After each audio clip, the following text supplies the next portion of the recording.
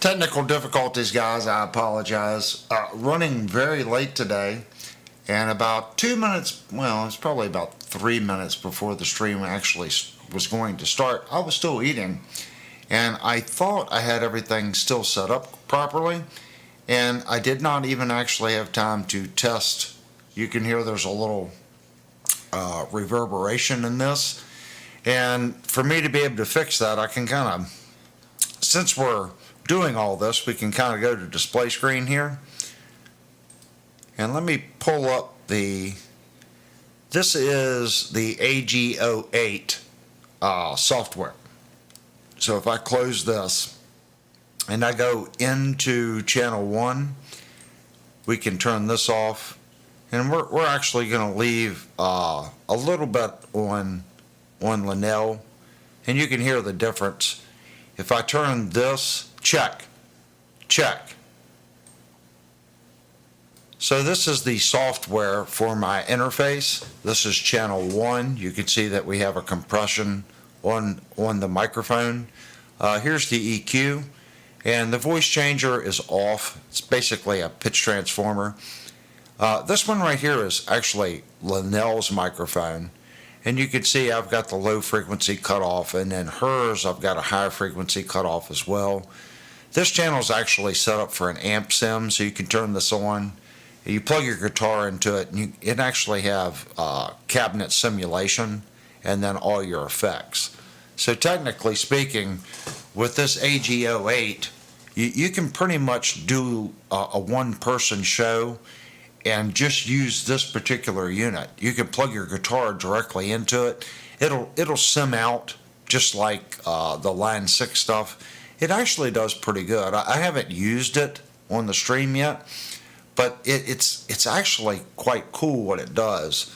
Channel 3 and 4, this is what I use to bring the guitar in, the Akai in, and all that. Now you'll notice it doesn't have any of this. Channel 3, 4, 5, 6, and 7, 8. 3 and 4, it's a locked one slider stereo. Exact same with 5, 6, and 7, 8. But I do use this channel to bring the Akai, stuff like that in. And I did even start the Akai. I had started it, and then it wasn't feeding, and then I realized the inputs were wrong. So that gives you a kind of the inside track of what's going on. And then we actually, if I go here and I click on this is the little amplifier that I use. And I've noticed if I already have the amp on and I turn the software on, it's better to come here and just flip it from out of special to high gain back to special, and then that resets everything in the actual amplifier. Now in my headphones, it doesn't sound like I'm getting enough output on that particular one.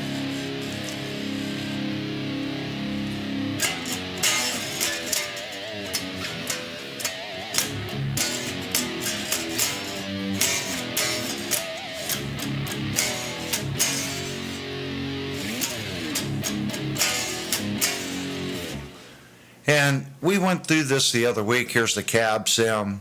So this is the stuff that I have been using lately. And then, of course, if you look right here, this is the stream. that you guys are actually in. So this is what I see on my side, just so you guys know. So we got a chat rate of 4. We have 11 people in here. And average view duration right now is 4 minutes and 31 seconds, which is good. This tells me when it was scheduled, privacy, and of course right here, this is why you guys get no commercials. I turn this off during the stream. Just, you guys are nice enough to come see it live.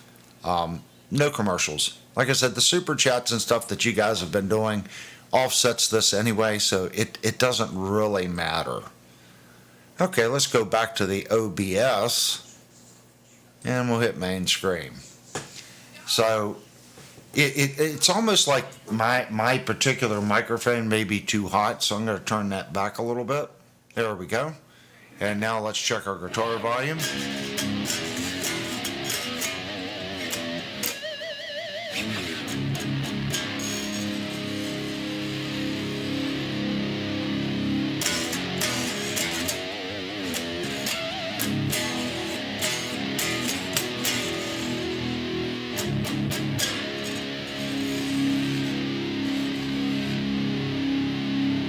Give it a little bit more.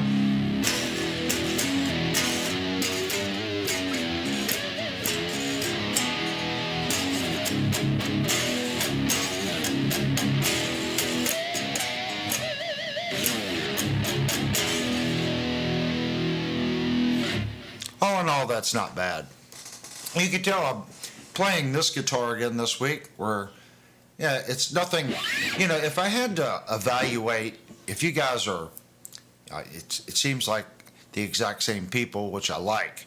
If you've been watching the stream, and I point that out because I know you guys have been, I was playing the RGA quite a bit.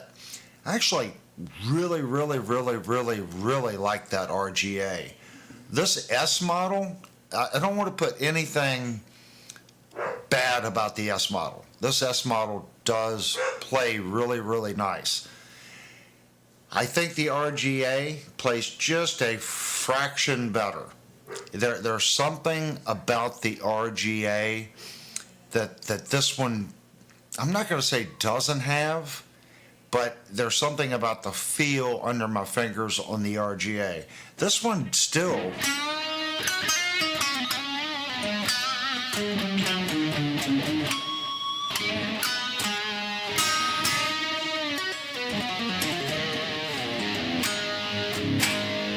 This is a good playing guitar.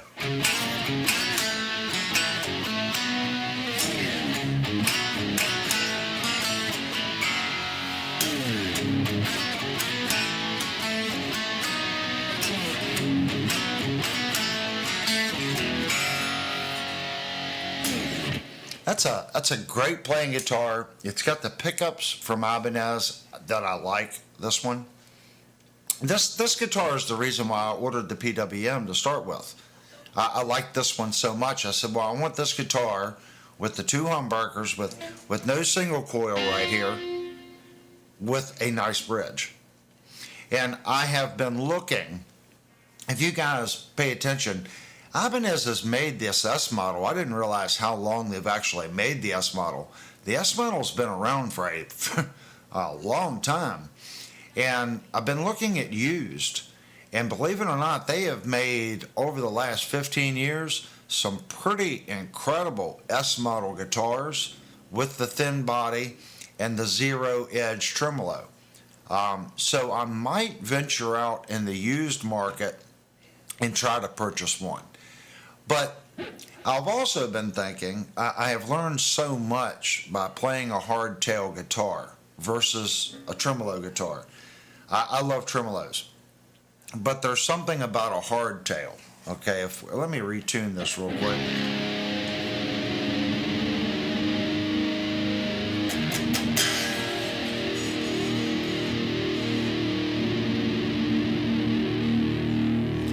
So on a hardtail,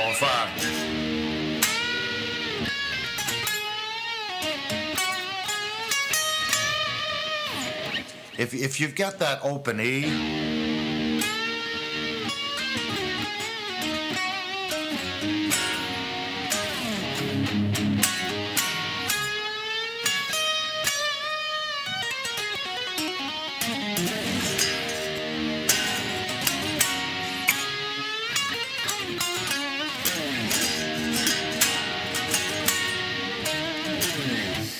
If you do that with a tremolo guitar,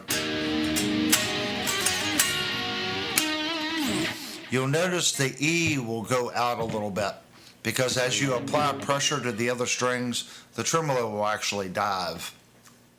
Never really paid too much attention to that until I started going back and listening to streams, and I'm going, well, that sounds a little out of tune when I do certain things. Well, it is. The guitar is technically going out of tune. With these guitars, if you're doing that, then you're over fretting. And I'm really bad for over fretting. If you watch, a lot of people have said, my God, you're just killing that guitar. I really dig in sometimes when I pick, and I'm pretty aggressive.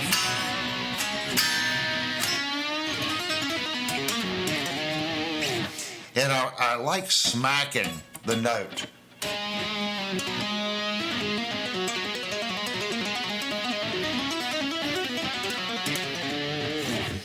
The more pressure and smack instant that I can get, it seems like the better the guitar responds to it.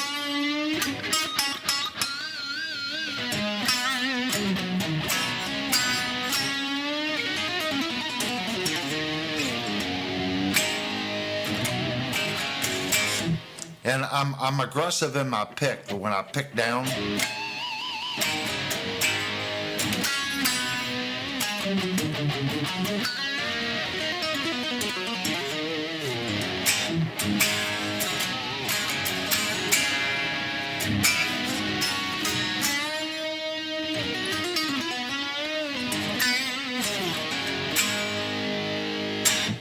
so I get why a lot of people like hardtails. I think we need to play both, and there's a way of playing both. And playing the RGA, her other guitar, has taught me there's ways to get around the tremolo. That doesn't mean that right now I'm ditching a tremolo guitar. I'm not. I really like a whammy stick. But it's taught me sometimes I can do other things when I'm bending the notes to give that impression of a whammy or a dive bomb.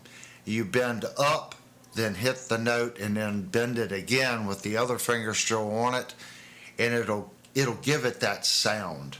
I was told at the music store about a month ago, they thought I was playing a guitar with a tremolo on it because of the way I was playing it. And that's when I realized, okay, this is how come some artists that I had heard, it's, oh my God, he's really killing that whammy bar. And then when you watch him play, he's playing a hardtail. And it's like, how in the world is that guy doing it? And I think I just kind of fell into it. I don't necessarily know all the tricks. I'm still learning just like everybody else. But I have learned enough to where, yeah, you can kind of get around it. So I do like this guitar, and I'm still wanting a nice S model. I really am. This guitar is so light, and it's so comfy to play. And I think part of the feeling that I'm feeling on this guitar versus the RGA, this guitar hasn't been played in. This guitar is brand new, and the frets aren't really played in on it. The RGA, on the other hand, we picked that guitar up used. Even though it was like new and he only had it for probably a month or two, it had been played, and of course I've been playing it. And as you play the guitar, you'll notice you'll start wearing in the frets, and they'll get a nice polished look to them. This guitar is fresh from the factory. I mean, I've played it a couple times here on the stream. Linnell's played it a couple times, but I still consider this a brand new guitar. So I think once it plays in, it will get to that level where the RGA is. The actual neck on the guitar, again, this S model and the RGA, for what you're getting at this price point, the fretwork on the guitar and the fit and finish on these lower priced Ibanez, it's an amazing product.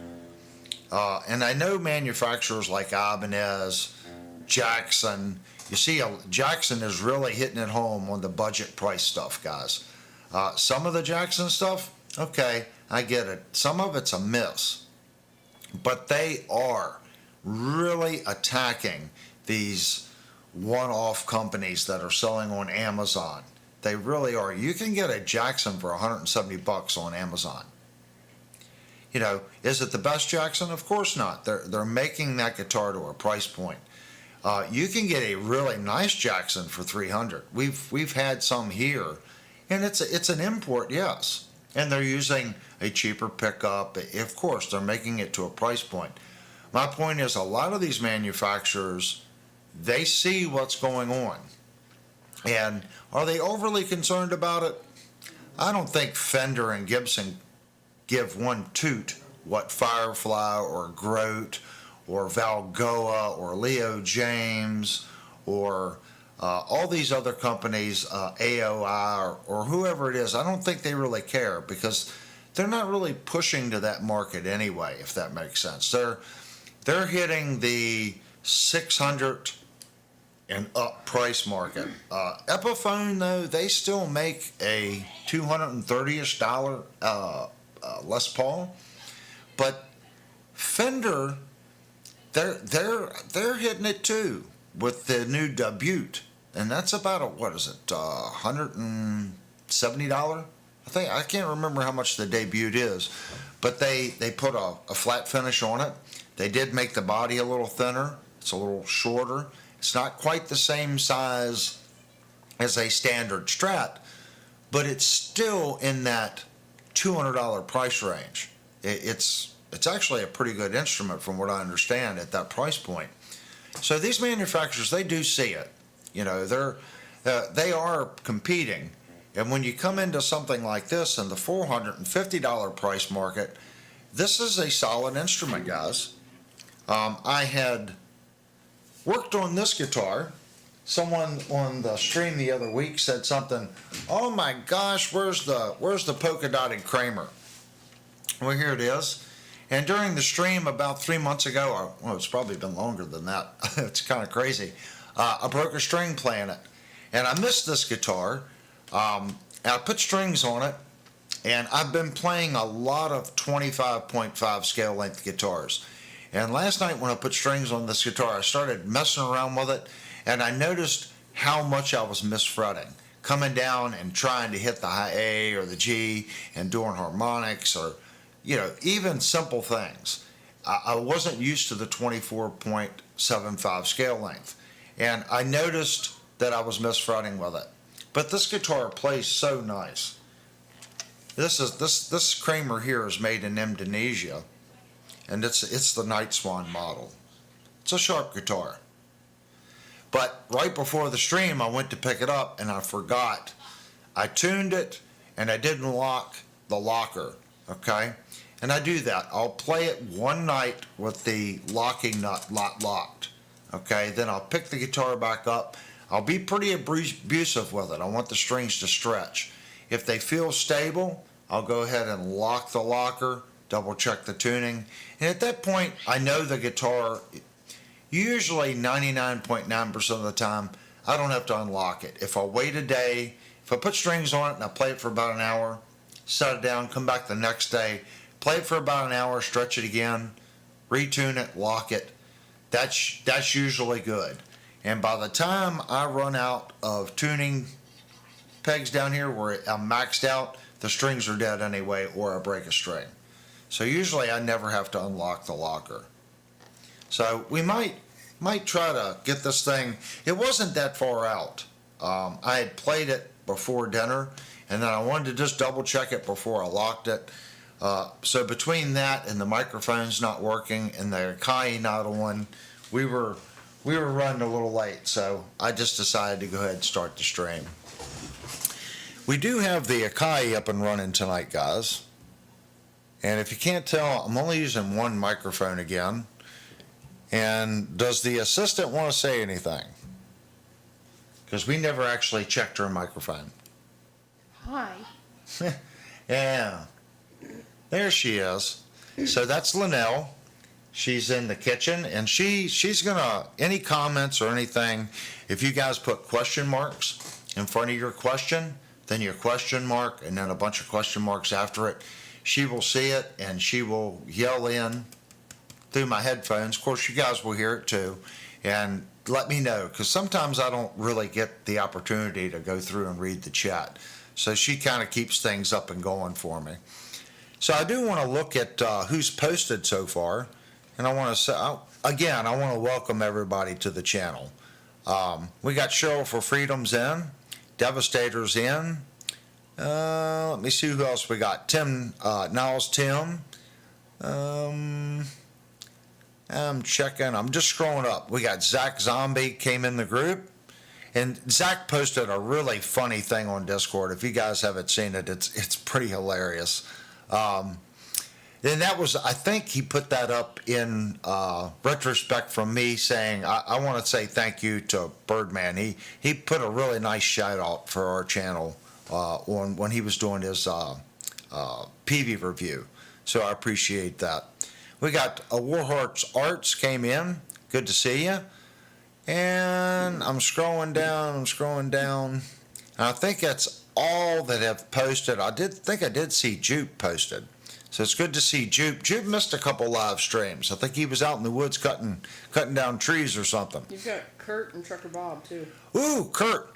I wanted to ask Kurt where he's been. I haven't seen him on Discord lately. He was usually on there every night in the open voice chat. And I've been looking each night and I haven't seen him. So it's good to see him in the chat. I know he works nights. Sometimes it gets difficult for him. But I've missed him definitely at the Discord channel. Jupe wants to know, is that really a good placement for that neck pickup on the polka dot Kramer so far from the neck itself? Well, it was, I forget the artist that actually worked with Kramer to build the Night Swan. He was a big 80s artist. And for him, he liked the pickup situation that I like. If you look at how a Vandenberg is made, the Vandenberg has a pickup right here, and it's kind of turned like Eddie Van Halen a little bit, okay? Then the Vandenberg has a single coil right here, kind of turned a little bit. And I think at that time it was giving a certain sound. So when he went to Kramer to design this guitar, he wanted the ability to have a humbucker here, okay? So in the Vandenberg model, you can humbucker this by splitting this pickup, and this coil and the single coil become a humbucker. So instead of wiring the guitar like that with all that extra switching, he just wanted a volume knob and a three-way switch. He didn't want all that coil splitting and complicated. He just wanted to be able to flip a switch and be done with it. One volume, no tone.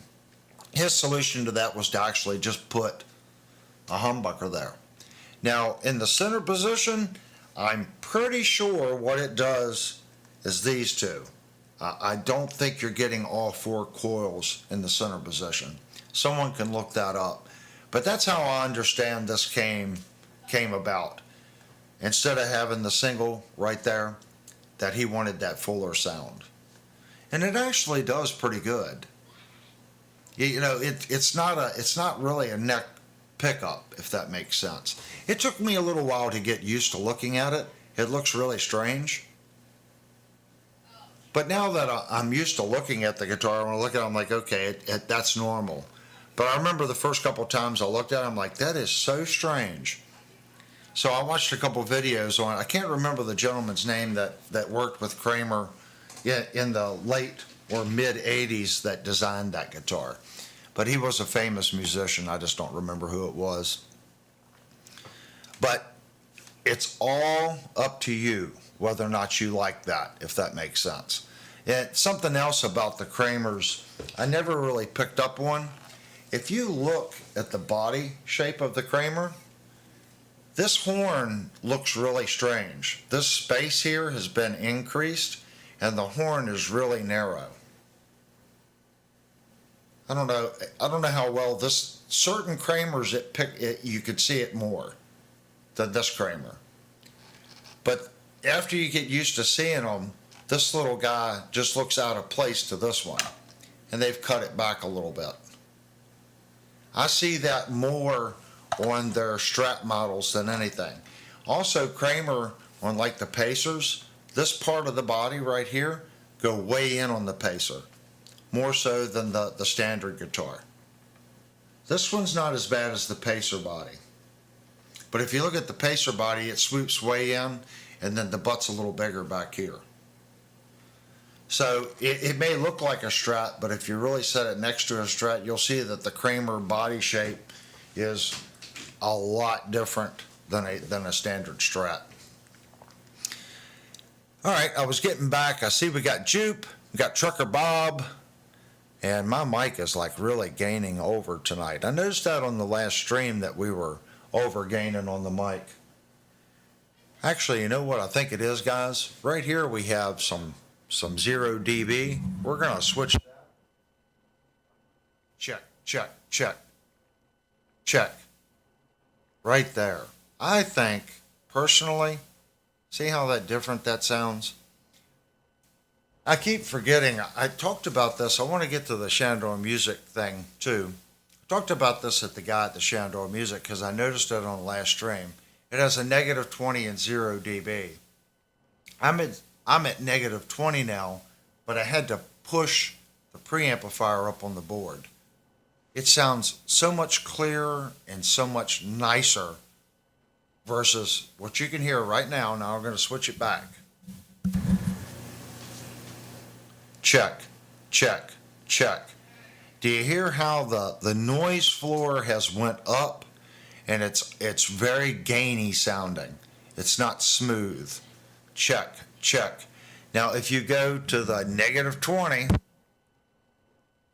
and we punch up the board, I still have the same volume that I had before. And right there I'm actually clipping. I'm going into the red, and it's not near as gainy as it was on the 0 dB setting. So I keep forgetting to make sure my mics are set right. I noticed that on the last stream that it sounded very gainy, very punchy. So if you guys hear the stream, that means, if you hear that, that means I just haven't set the microphone right. But I do want to kind of go over what happened today. And while I talk about this, I'm going to smoke a cigarette because it makes me super happy. It seems like I'm going to just stay in debt, if that makes sense. Everyone say, oh, he's got gas. Well, I don't need Beano. It's not that kind of gas. If you're familiar with the channel, we reviewed a Jackson, American-made Jackson, probably 2.5 months ago. And I said that we were going to be doing a review on a neck-through American-made Jackson when it came in. I did not ask the store today to bring the guitar home. I'm pretty sure Shandor Music would have allowed me to bring the guitar home and review it. They had posted something on Facebook on Thursday saying they got this new, was it a Versiaso or something like that? It's the new American-made Jackson line. The first one I reviewed, phenomenally well-built guitar. The fretwork on that guitar was the best this channel's had the opportunity to review. Just like the red one, after looking at this yellow, it's a yellow guitar neck through. It has Seymour Duncans in it. Has the Floyd Rose, I think 1500 bridge on it. It is just a awesome guitar. The fretwork again on this guitar, double chamfered frets, just a beautifully well done instrument. That's all I can say. Extremely impressive. It also has an extremely impressive price tag, but you got to keep in mind it is American made. Okay, it's $2,600, so it's basically $500 more than the bolt-on that we just reviewed. Is it worth the extra $500? I think when we talk about money, I think it's relative. It's relative to what you feel you're comfortable spending, if that makes sense. If a guy buying a Murphy Lab looks at it, he's going to consider that an inexpensive guitar. Does that kind of make sense? Because he's spending $7,000-8,000 for a guitar. in my case, it would be my most expensive guitar. And I've thought about it. I do have a neck through now. I bought a Schecter, and it's over here on the wall. It plays great. Love my Schecter. Um, so this guitar, the way it feels and the way the neck through is, it feels nothing like the Schecter. And I know that's kind of hard to understand.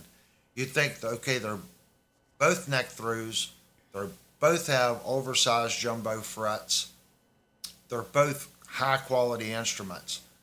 There's just something about the Jackson, the way the ends of the frets feel.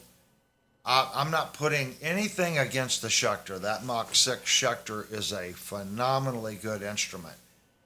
I would say the Schecter feels more glassy as far as the chording, if that makes sense, and the speed. Okay, the Jackson, it I don't want to say you can't play it as fast. It doesn't have as much feel as wanting to make you want to play it fast as the Schecter. But the way the ends of the frets feel when you move back and forth in the neck, there's just something about it. And the seam finish between the fingerboard and the back of the neck, it is truly a wonderful guitar. Um, like I said, I didn't ask them to bring it home with me, and I'm sure they would have, but I didn't ask. So hopefully I could talk to them, and maybe this coming weekend or this coming Saturday we'll have a neck through American USA made Jackson to do a review of. I definitely want to do a review on the guitar. But right now, I was looking at it and went to the Jackson site. They only have three colors with the Seymour Duncans in it. If you get the orangey red color, which is stupid nice looking color, it comes with an EMG 81 and an EMG 85 or 86 on the neck. I like EMGs, but I mean, I played active pickups for years. If you guys don't know it, passive for me was secondary. My main guitar was active for 20 some years. I've always played through an EMG 89 and a PV generation single coil. It was just something about the sound. I liked the sound. It was good with my little extra punch going into the preamp. I know some people think the active pickups a little too much compression with the active pickups, but I got used to that. And now that I play passive, I find myself cranking up the compression to offset what I lost in the active pickups. So I didn't want to go to them and say, I know we've been waiting for like 3 months for this guitar in. Could you get me the red one with the EMGs? So it's going like this in my little brain. I may end up getting that guitar. Well, I pretty much already, you know, I think they're going to put a sold sign on it. I'm pretty sure when I left, they said they were going to put a sold sign on it for me. I guess that's why I said that. It seems like I'm continuously in debt for the next guitar. But that brings me to what I want to discuss tonight. What do you think's better? Is it better to have 20 guitars, okay? And I'm not saying anything again about the S model or this Night Swan, okay? Would it be better to have 20 guitars or 5 or 6 extremely nice guitars? I mean, we can start a poll on that if you guys want.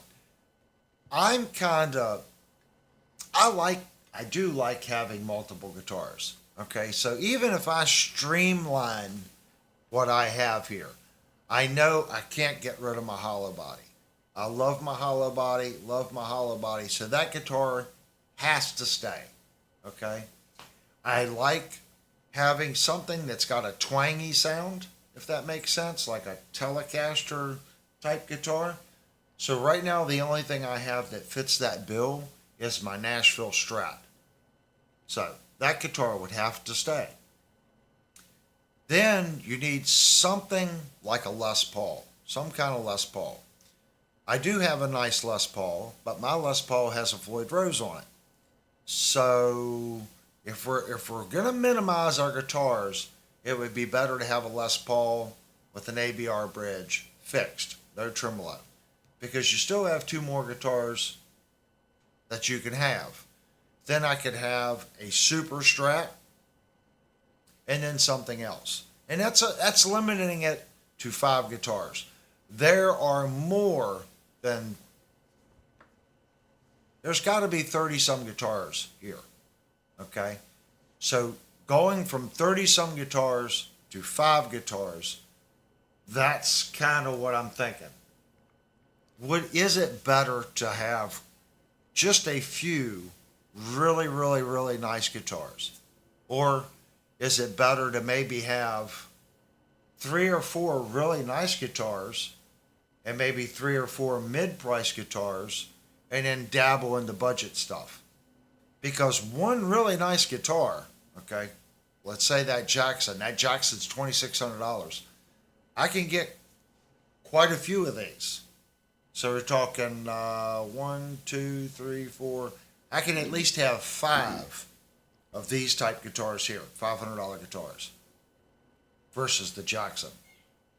So what you could do is 4 really nice guitars and then take that budget that you put in that 5th guitar and maybe have 5 of these. Either way, it's the same amount of money hanging on your wall. Does that kind of make sense? Or maybe that's a better way of looking at it. Maybe I should look at it and go, okay, I have the budget of 5 really nice guitars. Let's say a really nice guitar is $2,500. And some people are going to be like, you're not buying a nice guitar for $2,500. Well, let's just throw it out. $2,500 is our cap. So we'll times that by 5. That's as much money as you can have in the guitars. Whether or not it's one really nice one and all of the rest of them are budget instruments, and you have 50 guitars, or they're all really nice guitars and you have 5 $500 guitars or 3 mid-grade guitars. Does that kind of make sense? I'm fighting that by just knowing how well the new Jacksons play. And I really, they sold the red one. I'm really surprised. It took them basically 2 months to sell the red Jackson. I'm surprised it sat in the store that long. So the red Jackson that I reviewed is gone. And I thought about that as well. I was sitting out in the truck talking to Linnell. I had just played the guitar and wanted to talk to the owner. And no, I did not ask for a discount. I was going to talk to the owner, so I went out and I'm like, should I just get the bolt on? Because technically the Schecter scratches the neck through itch. And we can go down the rabbit hole of which is better, okay? If something catastrophic happens to your neck through, you can't unbolt the neck and put a shim in it. You're more limited on your setup on a neck through guitar. The neck angle is set. You can't. It's not like you can take the neck off that guitar and put a shim in it and change the negative rake angle or positive rake angle of the neck. It is what it is. All you can pretty much do is, play with your relief. Okay, you can play with the action height off the nut, and you can play with the action height down at the bridge. But as far as that pitch angle of that neck to that body, you can't change it. If something happens to that neck, and let's say it gets a weird spot at it, you can't try to correct that by kicking the neck to get a couple more years out of it. It is what it is, if that makes sense. With a bolt-on, you can change that setup. Changing, and I know it's hard to believe, but changing this angle right here of this neck coming out of the body of the guitar. If you look at this guitar, we look right here. Let's better look at it on this side. You'll see that there's a little more wood showing right here than here. So that means this neck isn't following parallel to the body. This neck is actually doing this number. It's going down on this side. And you can change that by adding a shim in. People go, well, yeah, but now you got to bring the bridge up. You do. But by doing that, it does change the characteristics of how this guitar plays. It also changes the characteristics of where your arm rests on the guitar and how far the strings are off the body. If this is parallel, that's going to put the strings closer to the body, if that makes sense. So your wrist is more straight to the guitar as far as elevation change. If you're more kicked out like this, see where my hand is? And you put more negative rake, then you have more pitch angle in your arm as you're playing. All these little things do change the way the instrument feels. With a neck through, you can't change that. I can take this guitar and I can put a 0.5 angle shim back here, okay? And I can drastically change the way this guitar plays. I can also adjust the neck relief, okay? I could change the springs back here. All these things, it's just another tool to allow you to dial that guitar in to how you like it. I hear Linnell laughing. That guitar is ugly. I like it. It's polka dotted, man. Who doesn't want a polka dotted guitar? I always wanted a pink Vandenberg. It takes a certain person to play a hot pink guitar, and it takes a certain person to play this kind of guitar. It's kind of in your face. But I also like, if you type in PV Vandenberg puzzle, if you guys want to type that guitar in, that is, out of any guitar ever manufactured, that is my dream guitar. That is the holy grail in this little squirrel brain. A PV Vandenberg puzzle. Basically, it's a black guitar, and it has white, like puzzle pieces on it. It's crazy looking, and you can still get them. But the problem was they produced the guitar, they sprayed it, and then it went back into the spray booth, and they taped it off, and they put the white puzzle pieces on it. Then they lightly sanded the whole guitar and then clear coated it again. Well, 30-some years later, the two sections of clear coat on a lot of the guitars, they're starting to fail. They're starting to separate. So you get these little white bubbles in the finish. I have yet to see one. Well, I saw one about 5 years come up for sale that sold for over $8,000 that did not have any of the finish blemishes from the secondary clear coat peeling. There was one on Reverb right now for about $5,500, and there's a couple spots where that secondary clear coat is starting to lose bond to the main coat. But that's like my dream guitar. I almost want to buy a black guitar and do a custom job with the puzzle pieces on it, just as a throwback or a reference, or it's a look-alike. This guitar here is my new Vandenberg. That's what I bought it to replace. Instead of buying a new PV Vandenberg, this guitar is the exact same scale length. It's got the reverse headstock. It does have a floating bridge. It's not a Kaler, but it is a Floyd Rose 1000, and it has the Seymour Duncan JB. And my initial intention was to take this and put a push-pull pot here and separate this to a single coil. So I could pull this and have the single coil here, just like the Vandenberg. Is it the Vandenberg? It plays very similar to the Vandenberg, believe it or not. And I do love the way my Vandenberg plays. This is the most similar playing guitar I've ever picked up to the Vandenberg.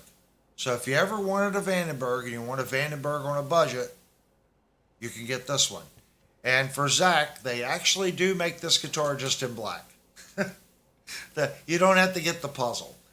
They do make just a black Night Swan. I think it's the same price as this. They make one with a bunch of diamonds going around it, a bunch of really screwy color options. So if you don't like the polka dots, you can get just the black one. So I call this the budget Vandenberg. And it's very close. It's very, very close. It's not bad. But I didn't have enough time to get it set up for the stream. But back to the Jackson. I think we kind of forgot about Jackson. Jackson really dipped in. That's why I want to go back and also talk about the budget stuff. Jackson kind of got known for building a lot of low-end guitars, budget guitars. And that's what they focused on. They focused on the $200 to $400 guitar. There's nothing wrong with that. They were, in my opinion, killing it in that price. They were just selling the you-know-what out of those guitars.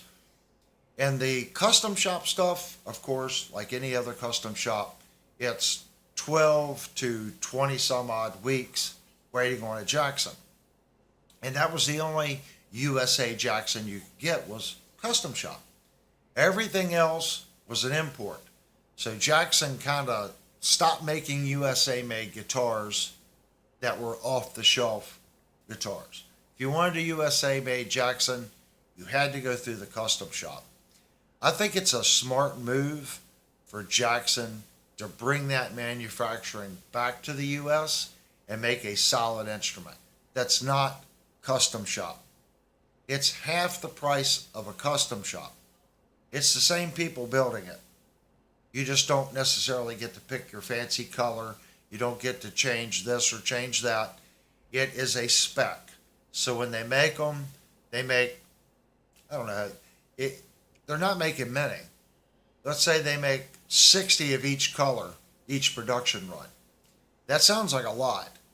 But when you consider they're selling them in the United States and everywhere else, I don't know how many. I would be curious to find out how many USA-made soloists or dinkies Jackson makes in each color.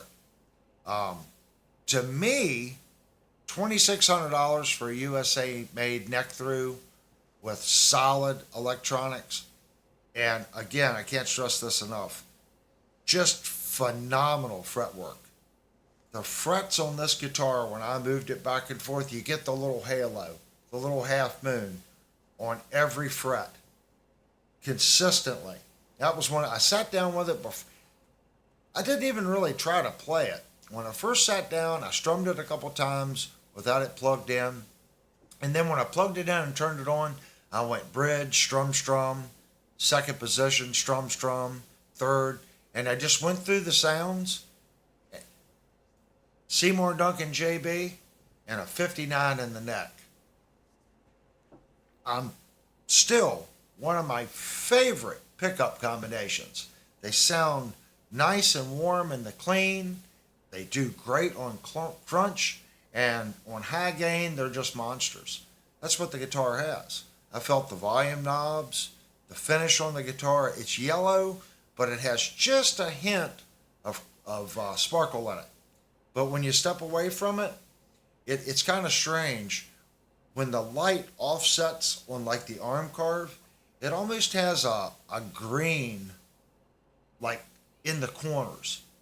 It's kind of hard to explain. I know yellow and green sounds awful, but it's not green like that. You can see there's like a backing color to it, and it gives the body depth.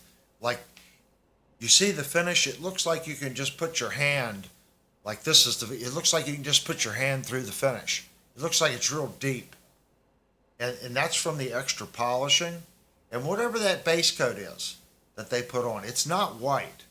I would say it's a gray with a green hue or whatever that base coat is. When the light hits it a certain way through that yellow metallic, that's what you're seeing, and that's cool.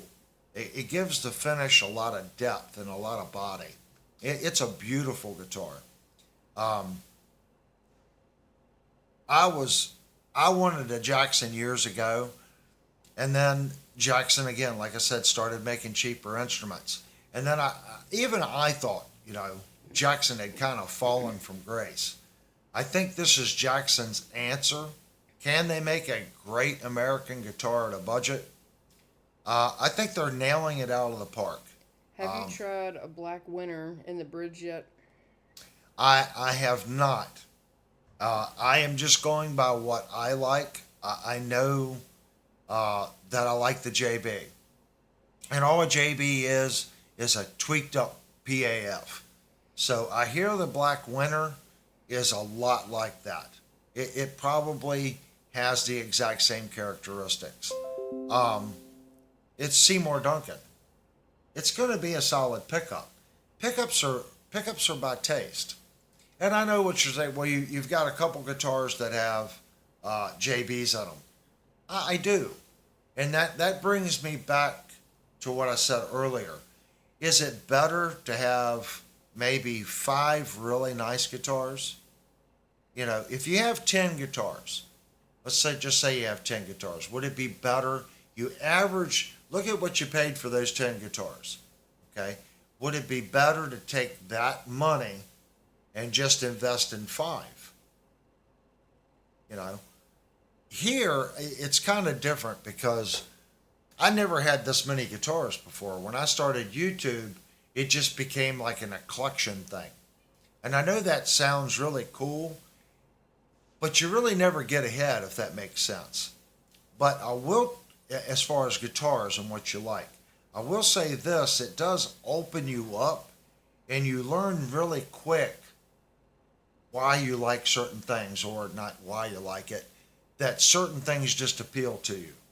So now when I go into a music store, I can look at something and go, okay, it has an ebony neck. Most of the time I like ebony. Okay, it has this DiMarzio or this JB. I've heard that in this guitar and this guitar. I liked this DiMarzio or that JB or this EMG. It gives you that. And then when you start going, okay, well, it also has tuning keys that I'm familiar with.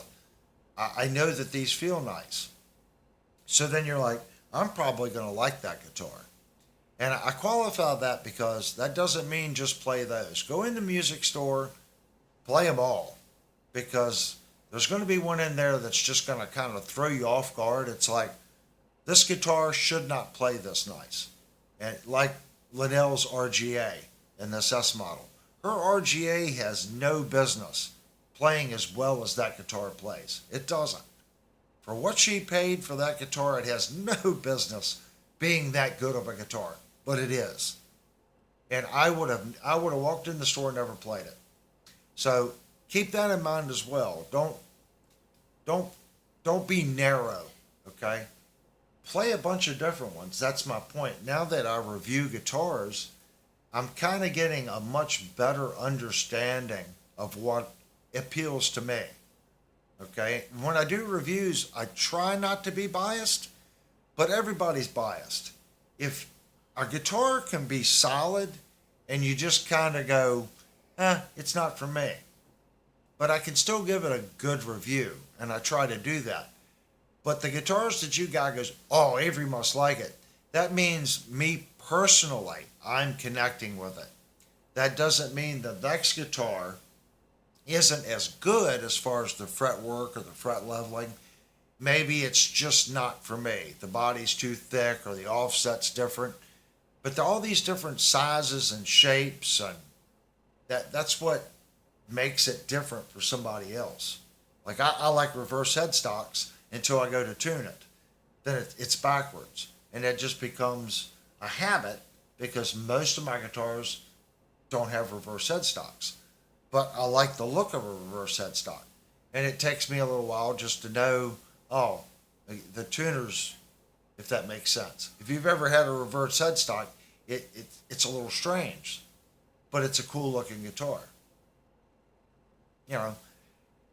Back to the Jackson. Would it be better to do that I think in my case, I've got some guitars here that I really just don't play anymore. And that brings us back to, I think, what's the old saying? A fire sale? I think that's what I'm about to do. I'm about to do a fire sale and sell off some of my guitars. And I'm not saying I'm going away from budget guitars because this channel was started doing budget, and I still think that we need to do the budget guitar stuff. We still need to offset the parroting YouTube channels that just parrot the exact same thing. So we're not going to abandon that. We're talking about my personal guitars, the guitars that I have that I've personally bought for myself.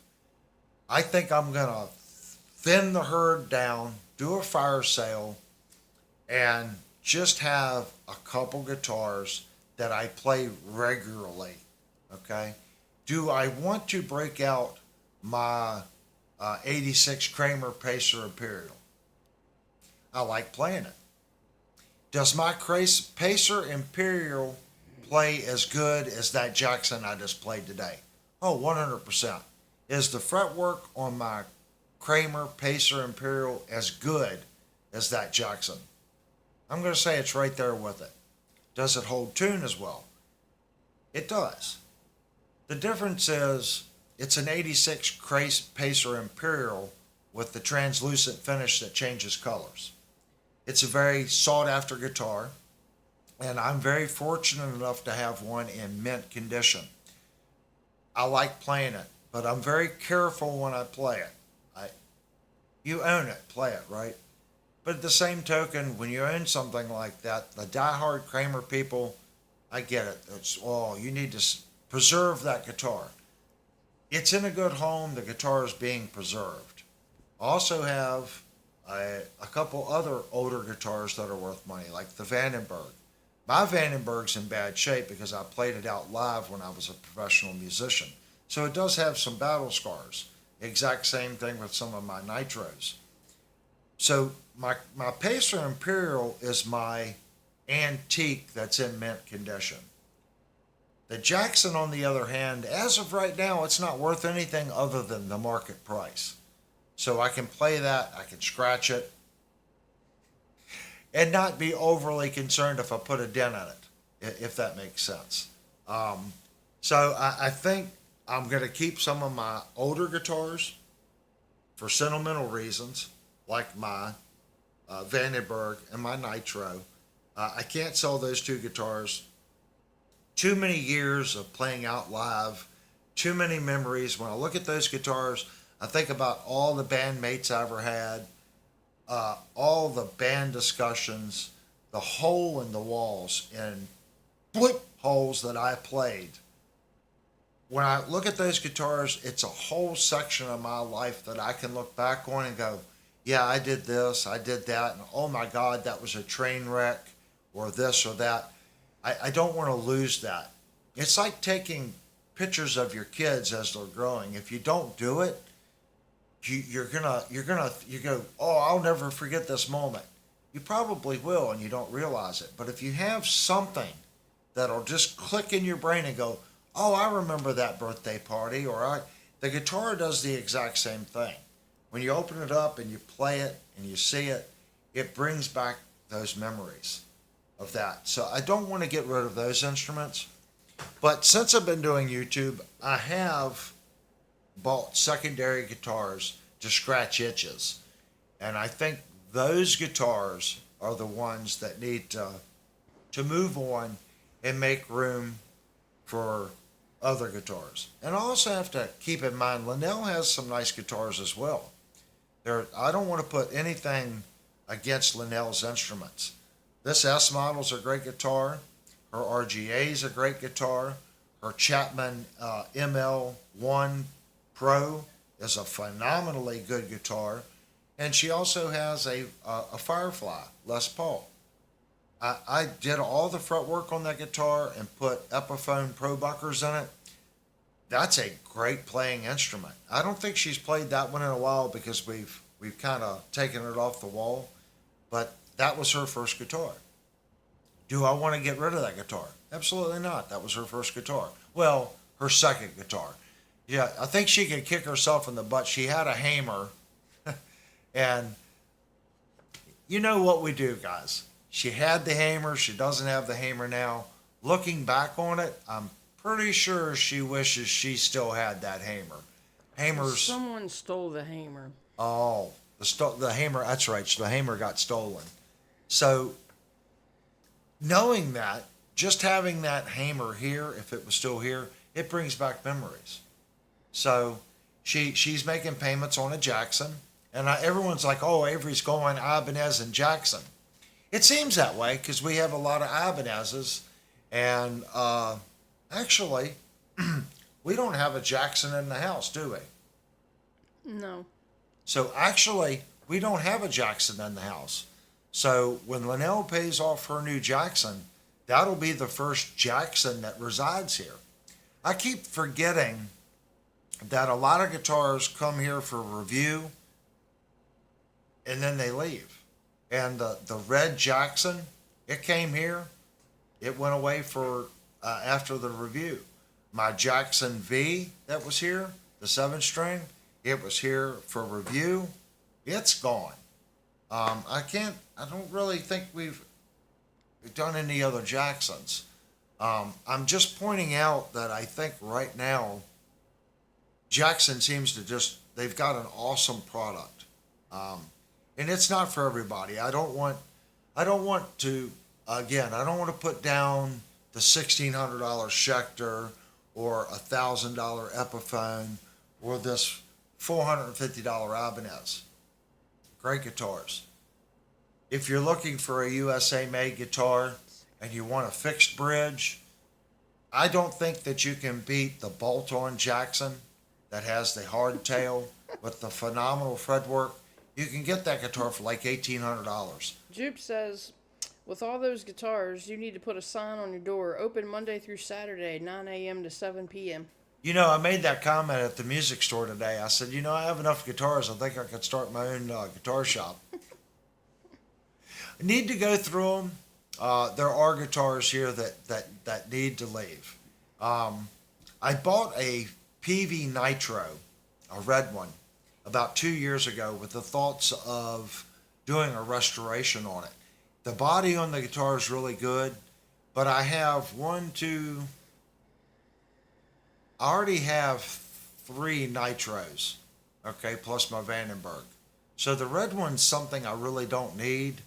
So if anyone wants an 86, or I think it's either an 86 or an 87, active, now this is a factory active PV Nitro. If someone wants it, reach out to me. We're going to do a reset on the neck and get the guitar back up to 100%. That guitar is almost as good as I have a passive PV Nitro in black. That guitar is mint. This guitar isn't quite mint. There is a couple little pick scratches on it, but it is as close to mint as I've ever seen a single pickup PV Nitro from this era. Once it's set up properly, it'll be a good guitar. I'm not saying right now I guess I'll be picky. That guitar needs to go to a good home because it's a very rare. PV didn't make too many of the active Nitros, and this is the one that has the beak headstock with the 3 routes in it, like the Vandenberg. It's not a Nitro 3 with the ugly headstock. This is the one that people want. I've got that one. That one probably needs to disappear. Couple other guitars. I got 2 Kramer Berettas. Don't need 2. They're the exact same year, exact same everything, just one's yellow and one's gray. That's definitely one that's gonna disappear. And believe it or not, guys, I think I'm gonna sell my Alex License Les Paul. If you remember what I said earlier about having a Les Paul, I think a Les Paul is a Les Paul. The Alex License is a awesome freaking guitar. I almost hate to call it a working man's guitar because the top and the finish on that guitar is so phenomenal. It's like a museum piece.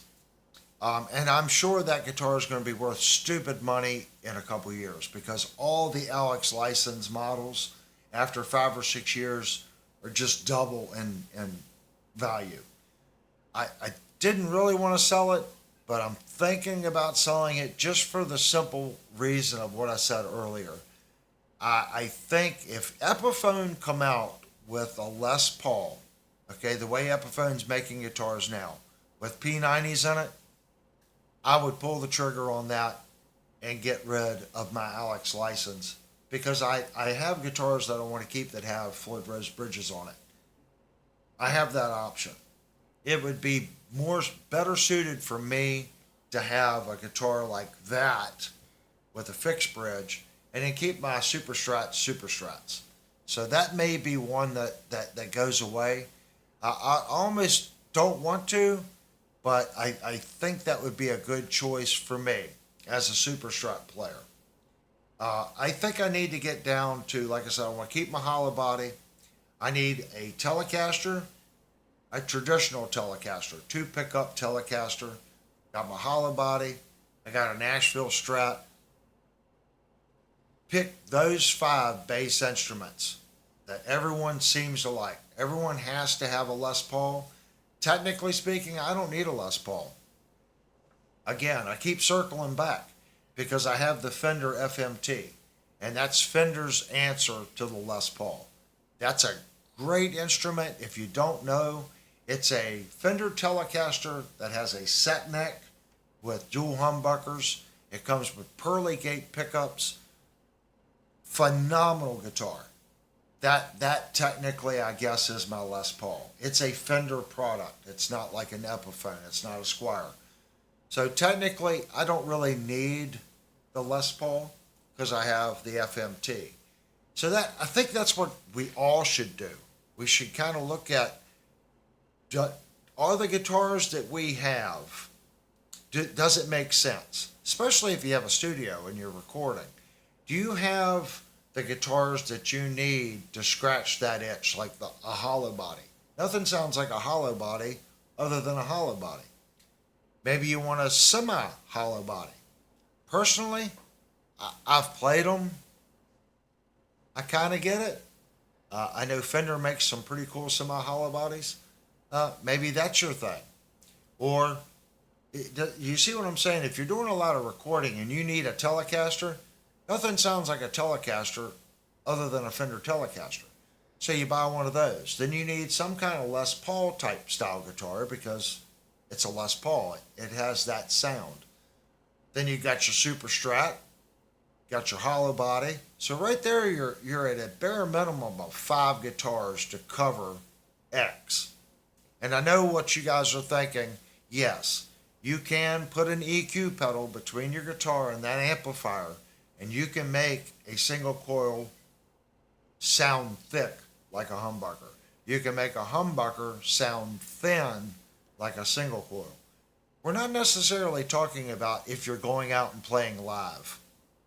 That's the guitars that I call working man guitars, like the Alex license guitar, because it's got coil switch, phase switching, it's got a tremolo, it can sound like a Les Paul, it can kind of sound quacky like a Strat, it can kind of get some telly sounds, you get the humbucker sounds, and it's got a whammy bar.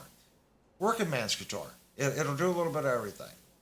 We're talking about the guitars here if you're doing recording or you want that sound.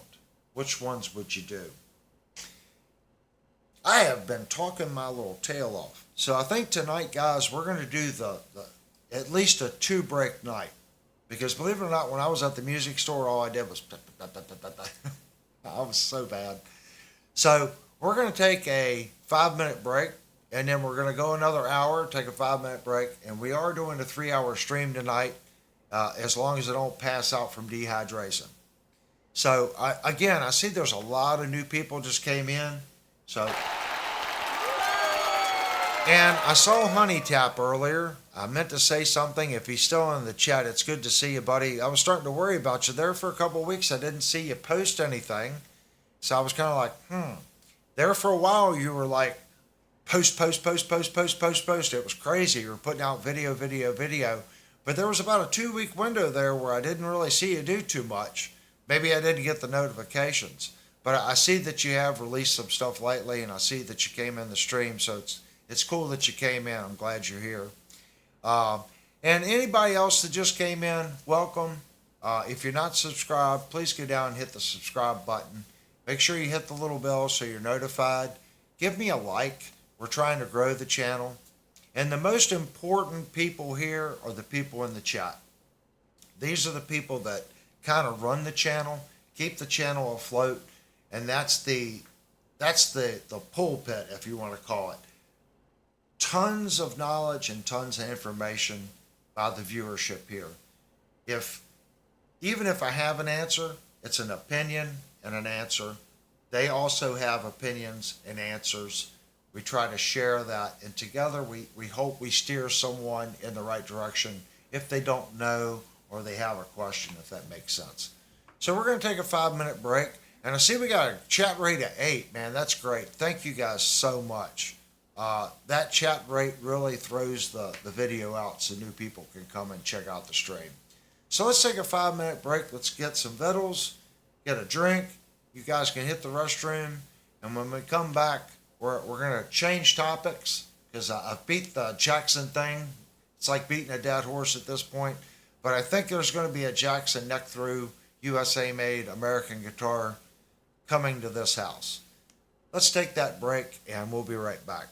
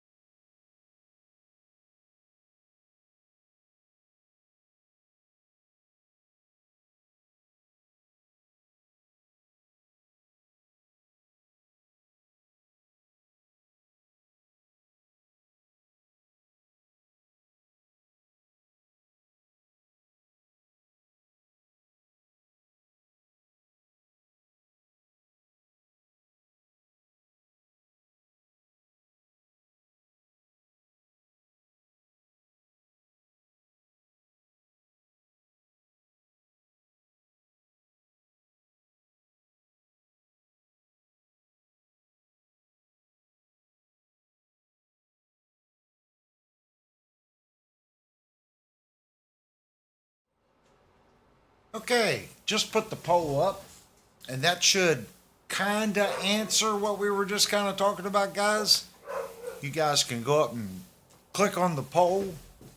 I thought it'd be interesting to see what you guys think. Um, and I have a very tainted point of view because I review guitars, and there's a lot of guitars here. Uh, I work very hard, so anytime I trade in a guitar or you sell a guitar, of course, you're going to lose some money. So if I want to thin the herd and buy nicer guitars, I technically have more money in that instrument if I sell off guitars that I have or I trade in a guitar. That's just the reality of it. If I buy $1,000 guitar and I trade it in, well, they got to resell it. So are they going to try to get $750 for it? Well, they're going to try to make a little bit of money. So they're probably going to offer me $550.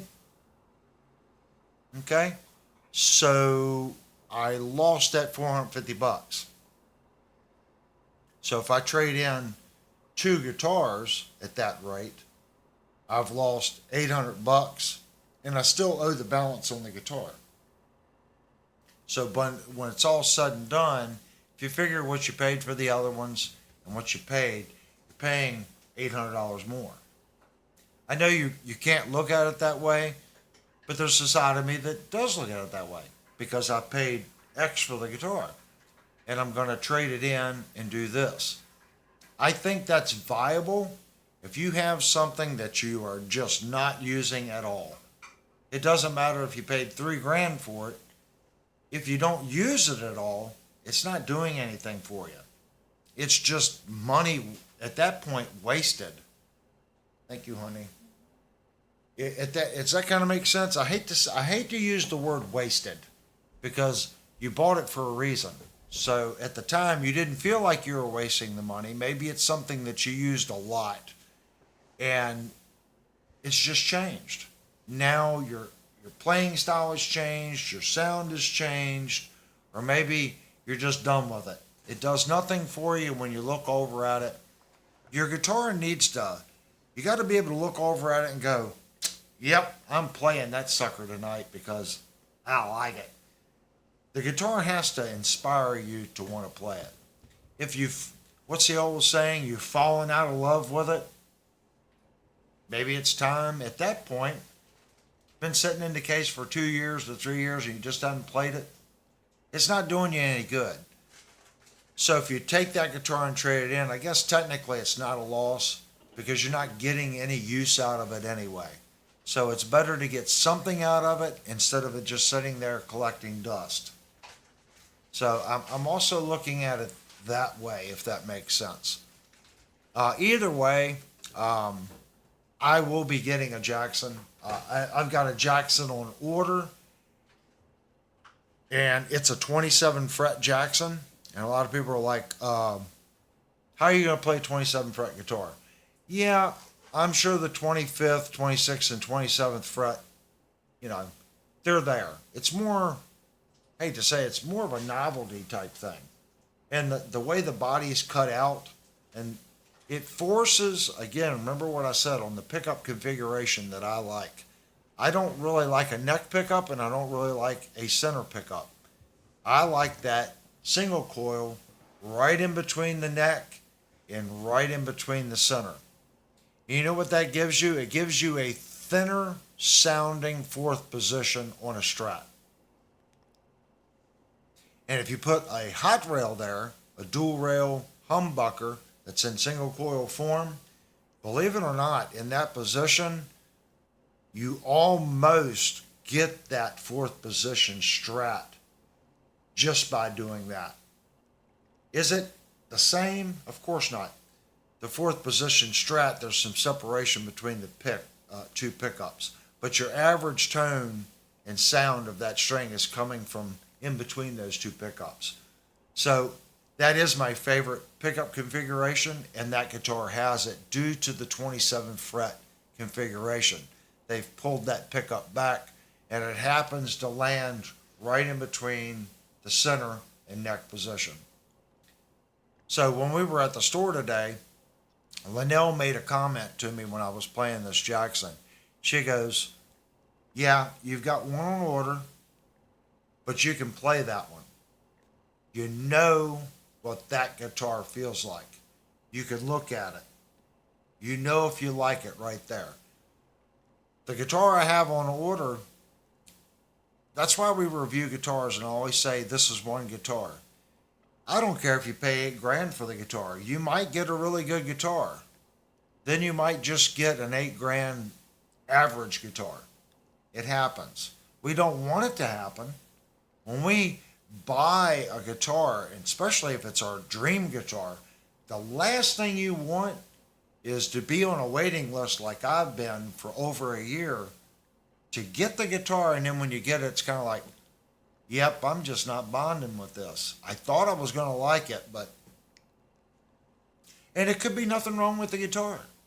Again, like I said earlier, that guitar can be perfect or as perfect as humanly possible. Great frets, great fret work, solid electronics, but it just doesn't do that thing that your guitar needs to do for you. It doesn't wow you, I guess, because that's what that new instrument needs to do. You need to pick it up and go, huh, wow, cool, I like this. And when you look at it, you got to go, yeah, I like that. That's what makes it yours. That's simple. I'm looking at photos of this Jackson, okay? And I can look at Jackson has made this guitar in the past, and I can watch YouTube videos on the SL27 EX Custom Shop. It's a great guitar. I'm sure it's a great guitar. I'm sure they've also made some duds, because this isn't the first time they've made the guitar. They were just going to make X amount of them again. They did pre-orders. Then Jackson turned around and said, nah, we're not going to make that guitar. We thought we were going to make it, so we took a picture, we made a prototype, we let everyone put the picture up. We're taking pre-orders, but we've decided just to, nah, we're not going to make it.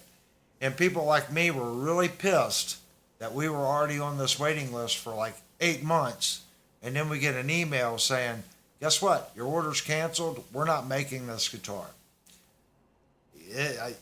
I mean, I was upset about it, but I wasn't, well, I was upset about it. I didn't send Jackson and my vendor an email over it. I was just like, okay. And I think at the time, I went ahead and just transferred my pre-order over to the PV Vandenberg. It was about the same money. Again, I'm not buying a Vandenberg because the new Vandenberg and the Vandenberg, it doesn't have a Kaler on it. So I thought about that, and I'm like, you know what? I'm not going to do the Vandenberg because PV screwed up and didn't put a Kaler on it. I've got a Vandenberg already that has a Kaler. It's a Vandenberg. That's a PV Vandenberg. It needs to have a Kaler. So I was like, nope, I'm not getting the Vandenberg. And then it was about 2 weeks later, they called me and said, there was such a backlash. Anyone that had this on pre-order already, no one new can get this guitar. You can't call Sweetwater and say, I want this guitar. They're going to tell you, sorry, the guitar's not made, hasn't been made in a couple years.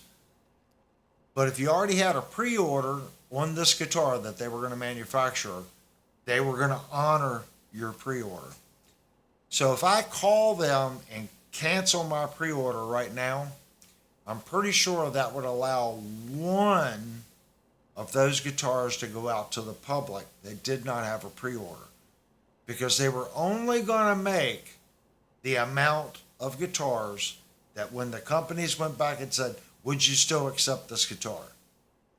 So if there was 100 pre-orders and only 50 people said, yeah, I'll go ahead and take it, even though Jackson really pissed me off and canceled, I'll go ahead and take it. Some of those people that had pre-orders in, when that was canceled, I'm sure they just said, okay, I can't get this Jackson. I'm going to purchase this guitar instead. So I'm sure Jackson lost orders. Okay. Me personally, I didn't buy another guitar, But I'm sure other people that were waiting were like, I'm not going to put in another order and wait a year and a half for another Jackson like that. I'm just going to buy this one. So it comes down to I can play the Jackson at the store. I know the fretwork is good. I know the neck's nice. I know the tremolo works well. And I like the sound of the guitar itself. So Linnell pointed that out to me today. What's the old saying? A bird in the hand is worth 3 or 4 in the bush. It is more expensive though, being that we got a little bit of a discount on the 27 fret due to the Jackson debacle that went over it. So I'm looking at about $450 to $500 more for this Jackson. I don't think I have an issue with that because the Jackson that I'm waiting on was the story behind it was Jackson wanted to offer a custom shop level quality guitar and spec at a non-custom shop price. They were gonna release specs, and they didn't even get the first run of these guitars out before they realized, okay, we don't want to do this. But the concept was, can we make a custom shop guitar with custom specs, but make 100 of them instead of only making one? And that's going to lower the production. But we're going to make it overseas. We're not going to make it in the custom shop. We're going to do a custom spec. We're going to do limited runs, 100 or 200, stop that one, come out with another spec every 6 months, make 100 of these. And that was the concept, to take strange specs, slap them on these guitars, make X of them, and keep the price point down. I think it's a cool concept, but if I can spend $500 more and get a USA made product that I know is good, this is the second one that I've had, well, third one. They have a hardtail neck through down there right now. That guitar plays phenomenal, and again, the fretwork on that guitar, I don't know who's doing the fretwork in California for Jackson right now. But Jackson, if you're listening, those 2 or 3 people or 2 people that you have in there, they need a raise. Because whoever's doing these Virtuoso guitars, or however you pronounce it, whoever's down there doing it in California for them, that he or she knows how to dress a fret. I'm telling you, the fretwork, I'm good at doing fretwork. When I look at this fretwork, I'm like, wow, it looks like I did this and I spent 3 days doing it. It's that good. And I'm really picky about if a customer tells me they want the best fretwork I can possibly do, that's the fretwork I do. Okay? Not saying that I cut corners on my others, but I don't usually do a double chamfer. If I feel that the customer would like it, I'll bring it up. Do you want a twin chamfered fret with the end eased? I can do that. But most of the time I chamfer it. Okay, do the standard chamfer, and I put a slight chamfer on the side, and I blend with my dressing tool, and I just do a nice round over back to the main chamfer. I don't chamfer the side and then round that in and then come back in like that. And it's hard to explain. But if you look at your guitar in the light, the end of your fret will give you a nice half moon shape. And it should change as you roll the guitar. It should get wide and then back to small. Wide, back to small. That means they've done a nice even job of transferring that chamfer back into that fret. Do you play there? No. You're not playing on that chamfer. It's more about the time and the artistry of doing it. You can take a standard chamfered fret, dress the end, and it's going to feel smooth. It's not going to be snaggy. It's not going to cause problems. It's going to be a good fret. But when you go that extra step and you run your hand down that neck, I can feel the difference.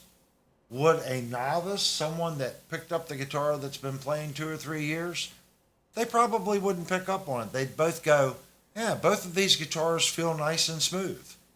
I don't feel a difference. You know, if you showed it to them in the light, they would kind of go, they're both shiny.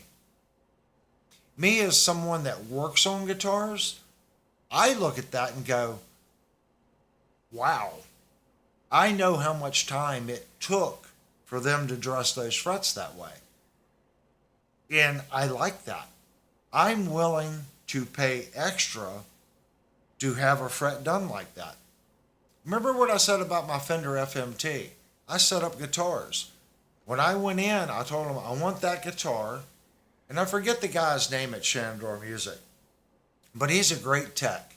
And I said, what will you guys charge me for him to go through the guitar, set it up, make sure the frets are right with a fret rocker, any little issues, clean up those frets, dress the frets, anything at all. If the bridge saddles are sticking out, the screws, change the, whatever it takes, what would you charge me? They gave me a price with the case. I'm like, make it happen. Why would I do that? I can bring that guitar home and I can do it myself.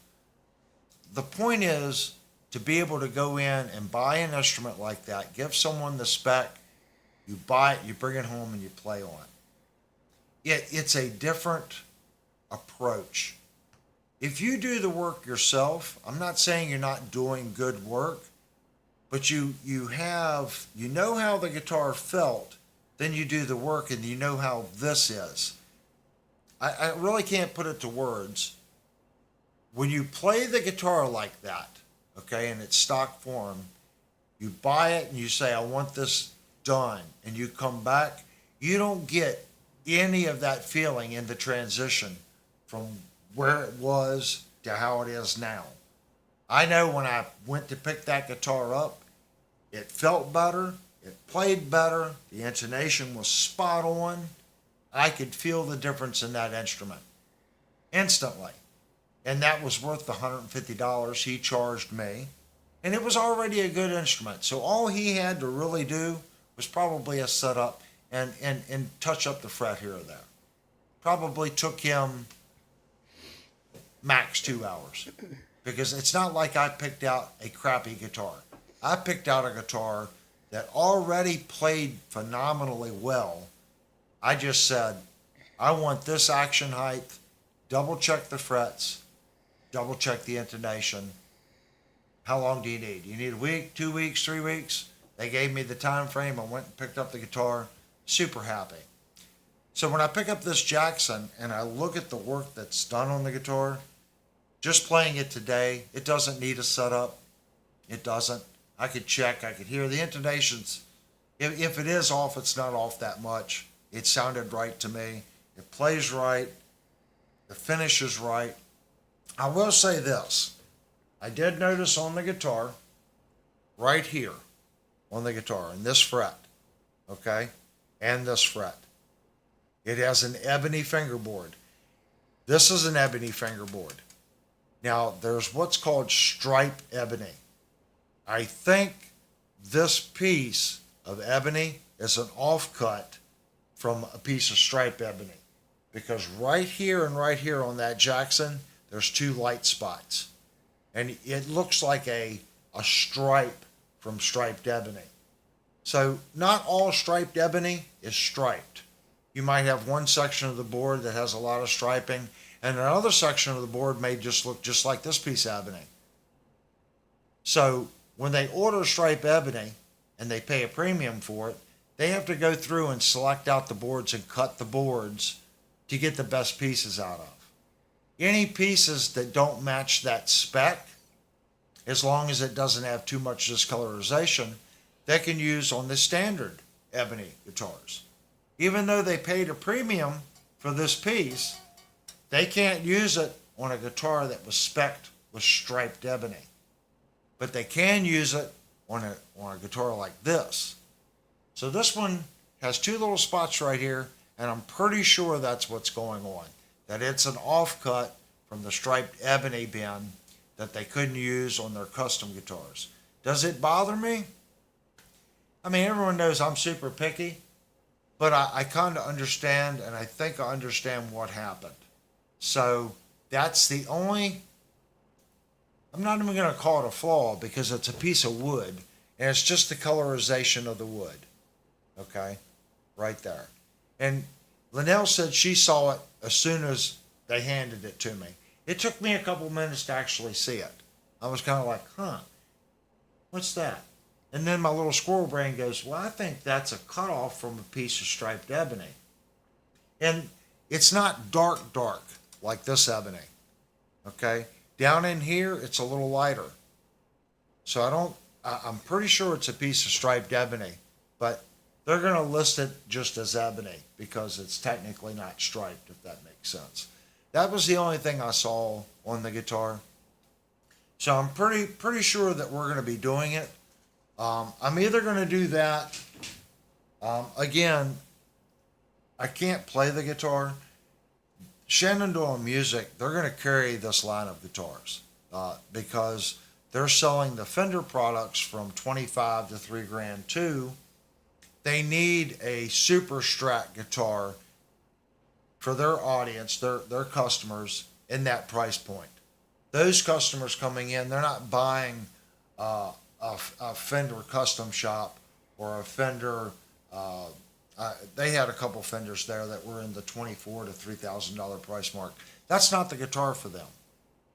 So they brought in this line of USA made Jacksons to fill that dead spot, if that makes sense. So if I don't get this one and I decide just to get a bolt-on, like the one the channel reviewed a couple months ago, I have no issues with that.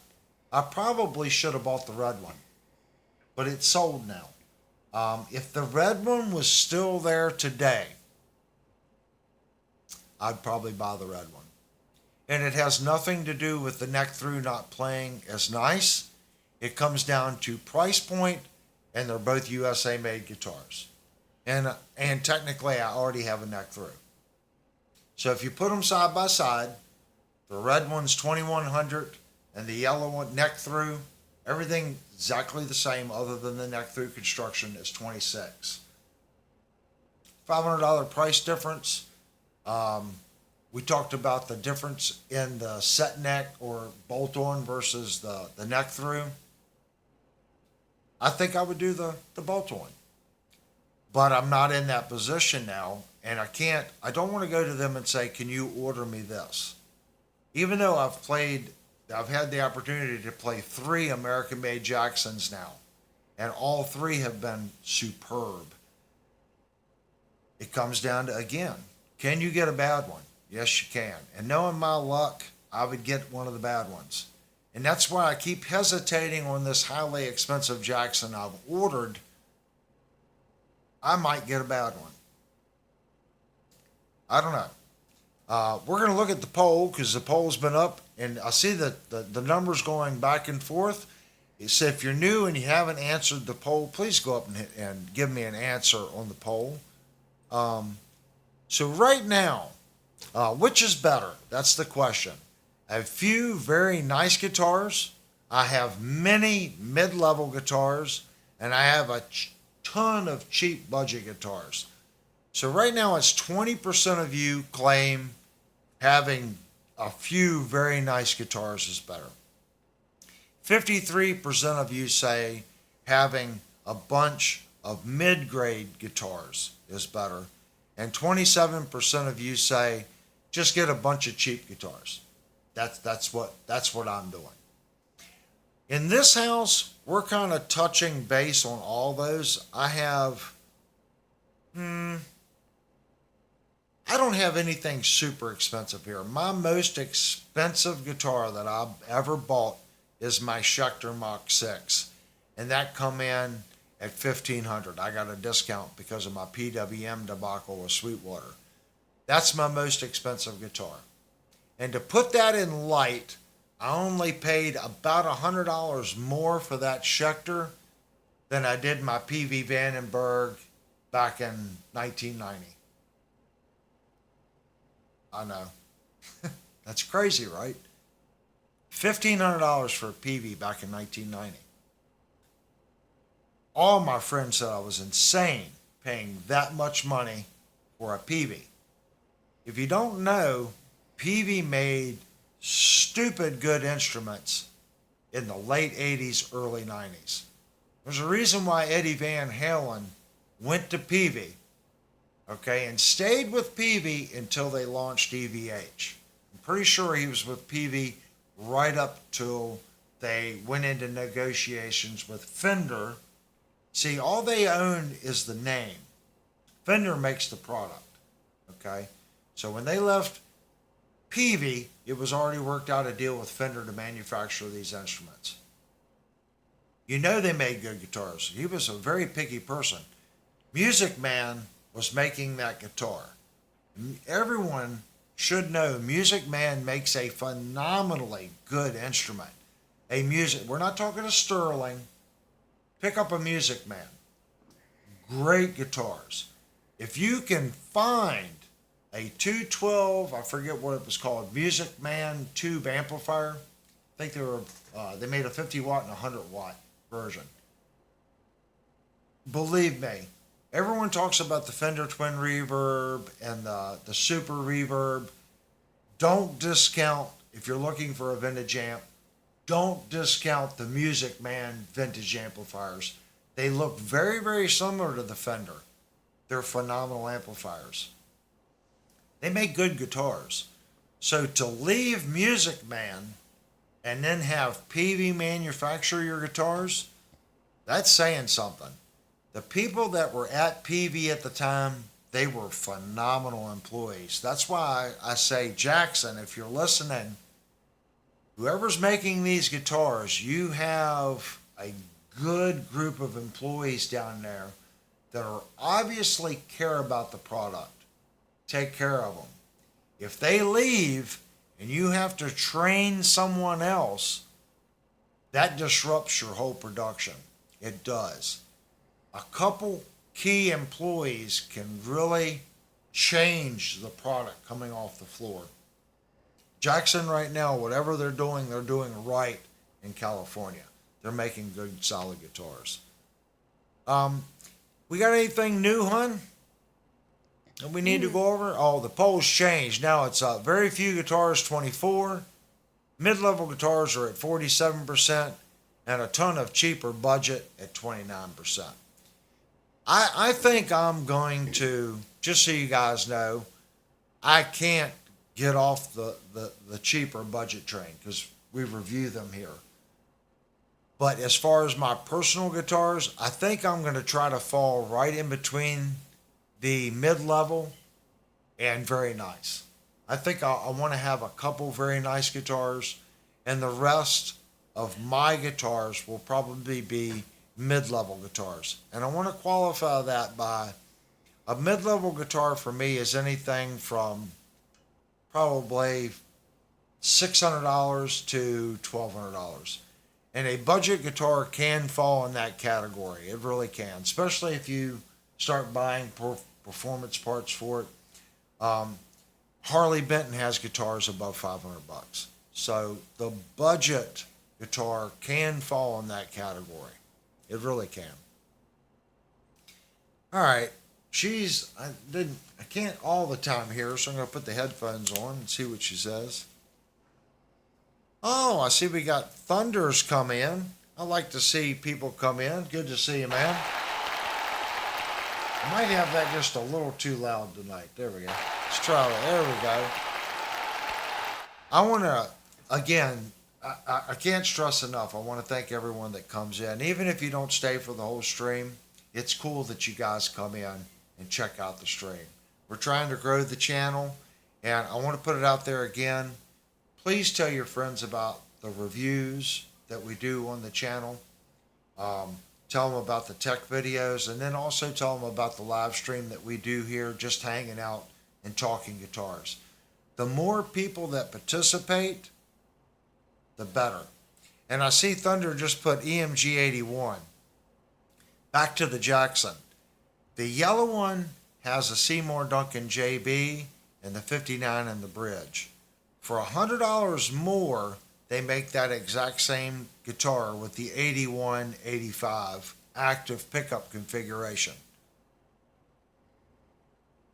I like active pickups because you get a compression out of them, and I've noticed in the last 3 or 4 years playing more passive guitars, I've really upped my compression in my rack mount amp to offset what I lost in the active pickups. I don't know. Me personally, I think if they had the orangey red one with the passive pickups, I would do it. I don't think that I want to spend the extra $100 for the active EMGs. I know the Seymour Duncan JB is a phenomenal pickup, and I know the 59 is a phenomenal pickup. So I'm going to leave it at that. I have my PVs that are active with the 89 and 81s. So I already have something that has that in it. I think I just want the standard super strap with the Seymour. All right. I just saw that he posted EMG 81, so I wanted to, it's weird that, well, I get it because they're only making X runs of these guitars, so they can't offer every pickup configuration in every color.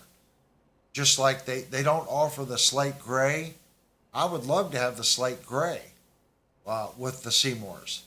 But the slate gray color in both neck, bolt on, and neck through only come in hardtail. But I think it's a beautiful color. They just don't offer the floating bridge in the slate gray. So Jackson, if you're listening, if it sells better, maybe give us a couple more color combinations and give us some 80 colors. I mean, that's what the guitar is. It's an 80 shred guitar. So maybe offer some more in-your-face colors or some graphics or something to the guitar. You guys know more than me. You make more money. You manufacture guitars. Just this one person's opinion. I think that you could get away with it. I really do. Not saying that you haven't created 80 colors. You have. Maybe kick it up a notch and offer some different stuff. Oh, we got the little number 1 there. I'm trying to read the chat, guys, as we go. All right. Lanil hasn't hollered in, and I made coffee during the break, and you can see that I haven't really had a drink of it yet. Oh, I love coffee. We're doing coffee on this first break. I'll do hot cocoa after that. I'm subscribed to this channel. If you have any videos about guitars and music, leave me a message on one of my videos, and I'll subscribe to your channel. Love guitars. I have about 30 of them.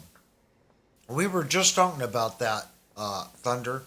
We were talking about how many guitars that are here, and it's kind of skewed because I review guitars.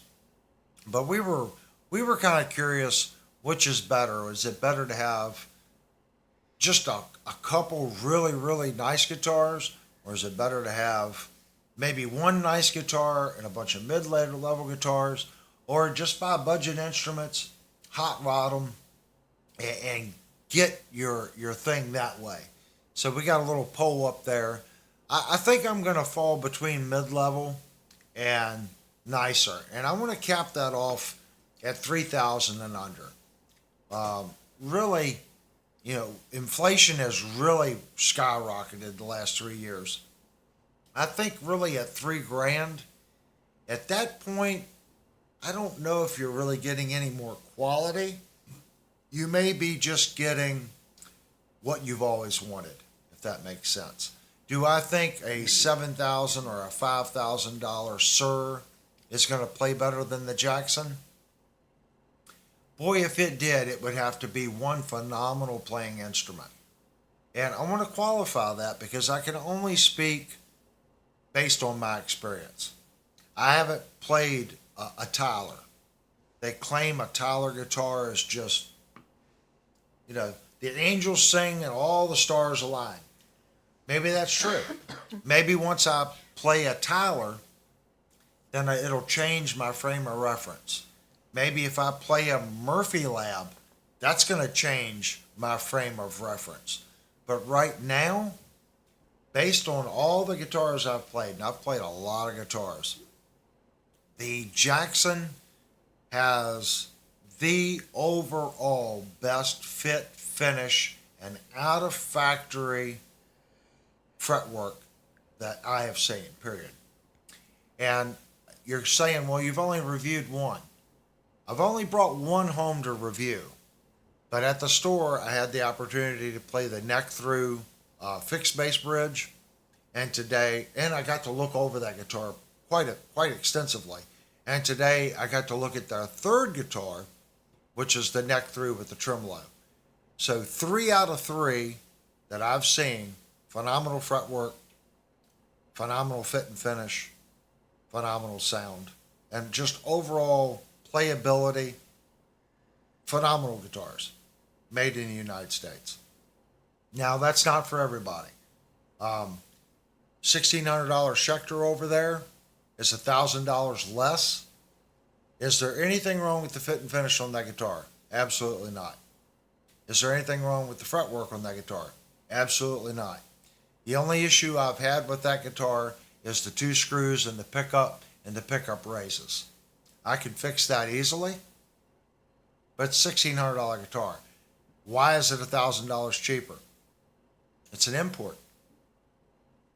It really is that simple. It's an import. On the other hand, I like USA made stuff. Anytime that I can support a company manufacturing something in the USA, I will pay an acceptable upcharge for that product. I will.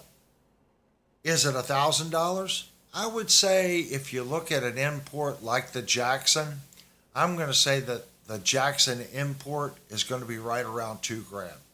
Okay? Whether it's an LTD, I don't know how Schecter's doing that one. That one really isn't the same because it is a Sustainiac. It's a different kind of monster, if that makes sense. But if I look at an 80s style super shredder, neck through, they're going to be from $1,900 to $2,100 for an import. So I'm looking at from what I've seen, about a $500 to $600, even, I guess you could stretch it to $7 upcharge for the USA. I'm okay with that. I really am. And that number gets larger. The higher your price point goes, the more that offset's going to become, if that makes sense. In my case, I feel it's a $500 upcharge just for the USA. If I bought that guitar spec'd just like that in an import, it's going to be about that number. The problem is I don't think that import is going to have the fretwork that USA Jackson has. At least I haven't seen it. Looking at the Schecter, I pointed that out in the review. The fretwork is good, but it's not as good. Does it have sharp frets? No. The dressing and the way the frets are done, it's done well, but it's not done like that Jackson. I can't pound that in your all's head enough. The fretwork on these Jacksons, they have nailed it. Again, I don't know who's doing the work at the factory, but it's phenomenal fretwork. It's just phenomenal. I can't say that enough. It is the best fretwork I have ever seen on a non-custom or a guitar that went to a luthier to have dressed up. To come off the production line and have that kind of fretwork, truly phenomenal. Okay, we got anything new, hon? No, nothing really new. Okay. Thunder says he has a Gibson SG61 that cost him $17.99, but the body of the guitar puts pressure against his chest and it's uncomfortable while playing seated. You guys are going to laugh. And get ready to hit the laugh button. I don't know, it's one of these. I don't know. One of these buttons is the laugh button.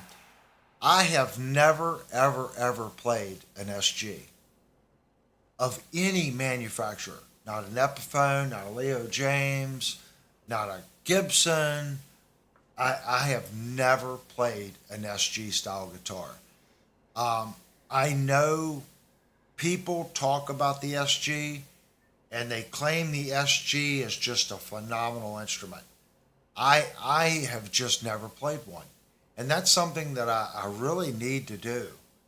When I look at the guitar, it looks like it would just play phenomenal.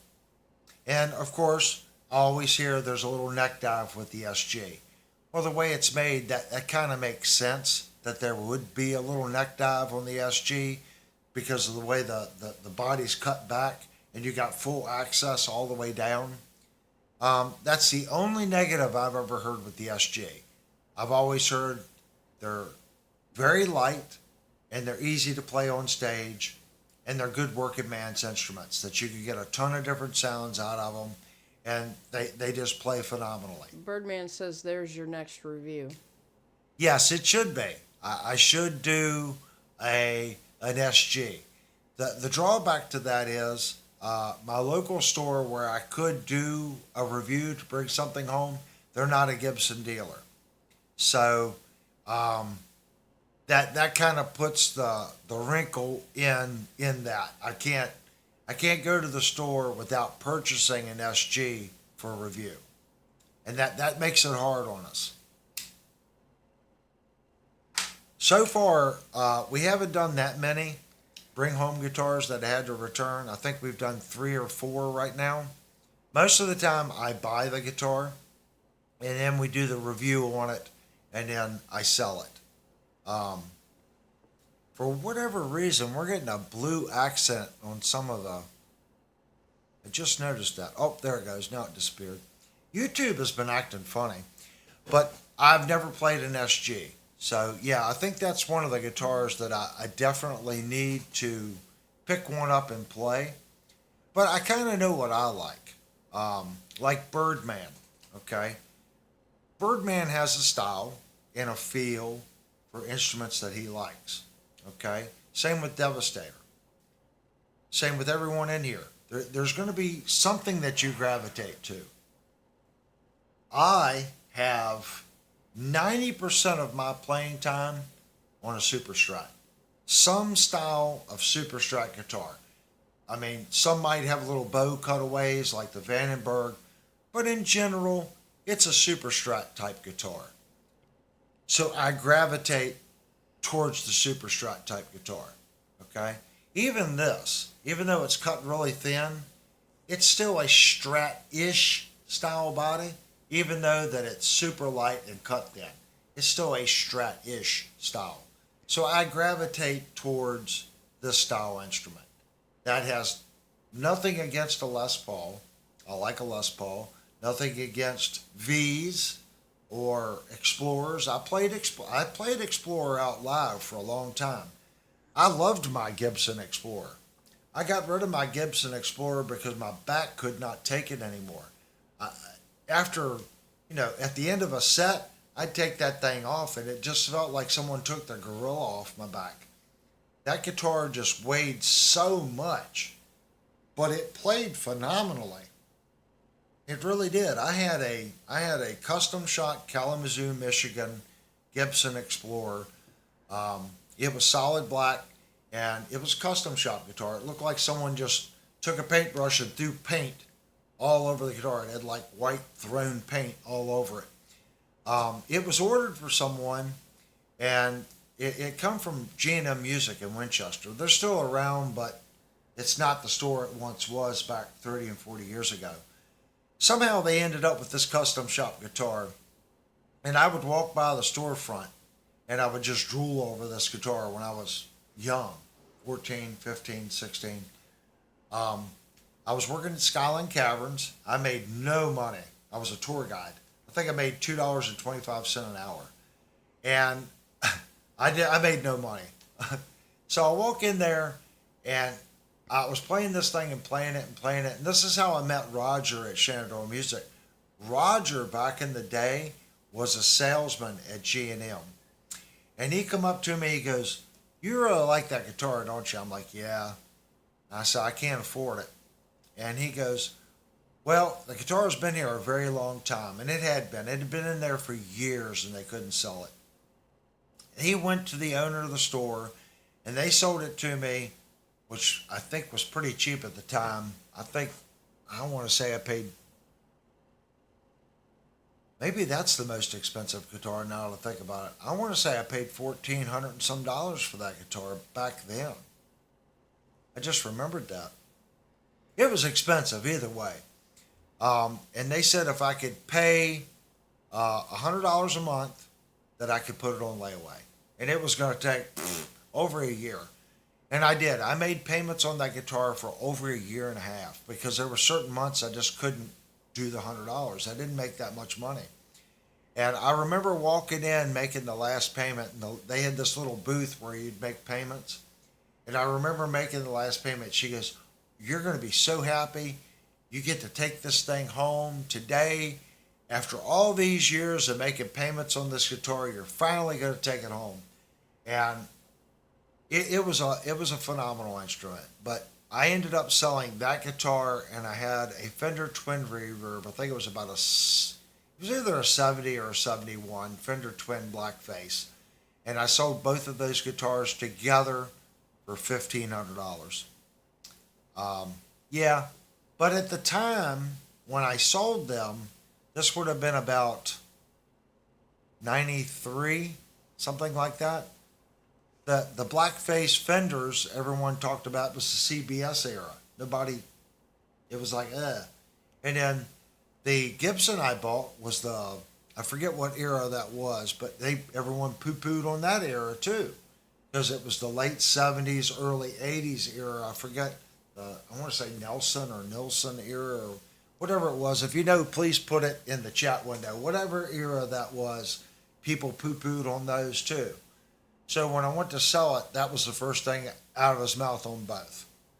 So I took $1,500 for both of them and bought something else. So that was the story behind my Gibson. So I did used to have a Gibson. I liked my Gibson. And that's the last Gibson that I've ever owned. Everyone knows one of my dream guitars is a Les Paul Gibson with P90s. I would be happy with an Epiphone. The new Epiphones are phenomenal playing guitars. If the Gibson plays 1% better than the Epiphones that I've played and had the opportunity to review, that would be saying something. My Epiphone Alex license is just a spot-on guitar. It's a wonderful playing instrument. So that's that. Okay, guess what, guys? We're at the 2-hour mark, and that means it's break time because I said we were going to take 2 breaks this time. And the viewership kind of went down after our last break, but you know what? This stream isn't about keeping the count high. It's more about if someone comes in, they catch this part of the show, maybe they leave, maybe they come back. It's more about the community. I see that we've got Bob in here and OJ come in.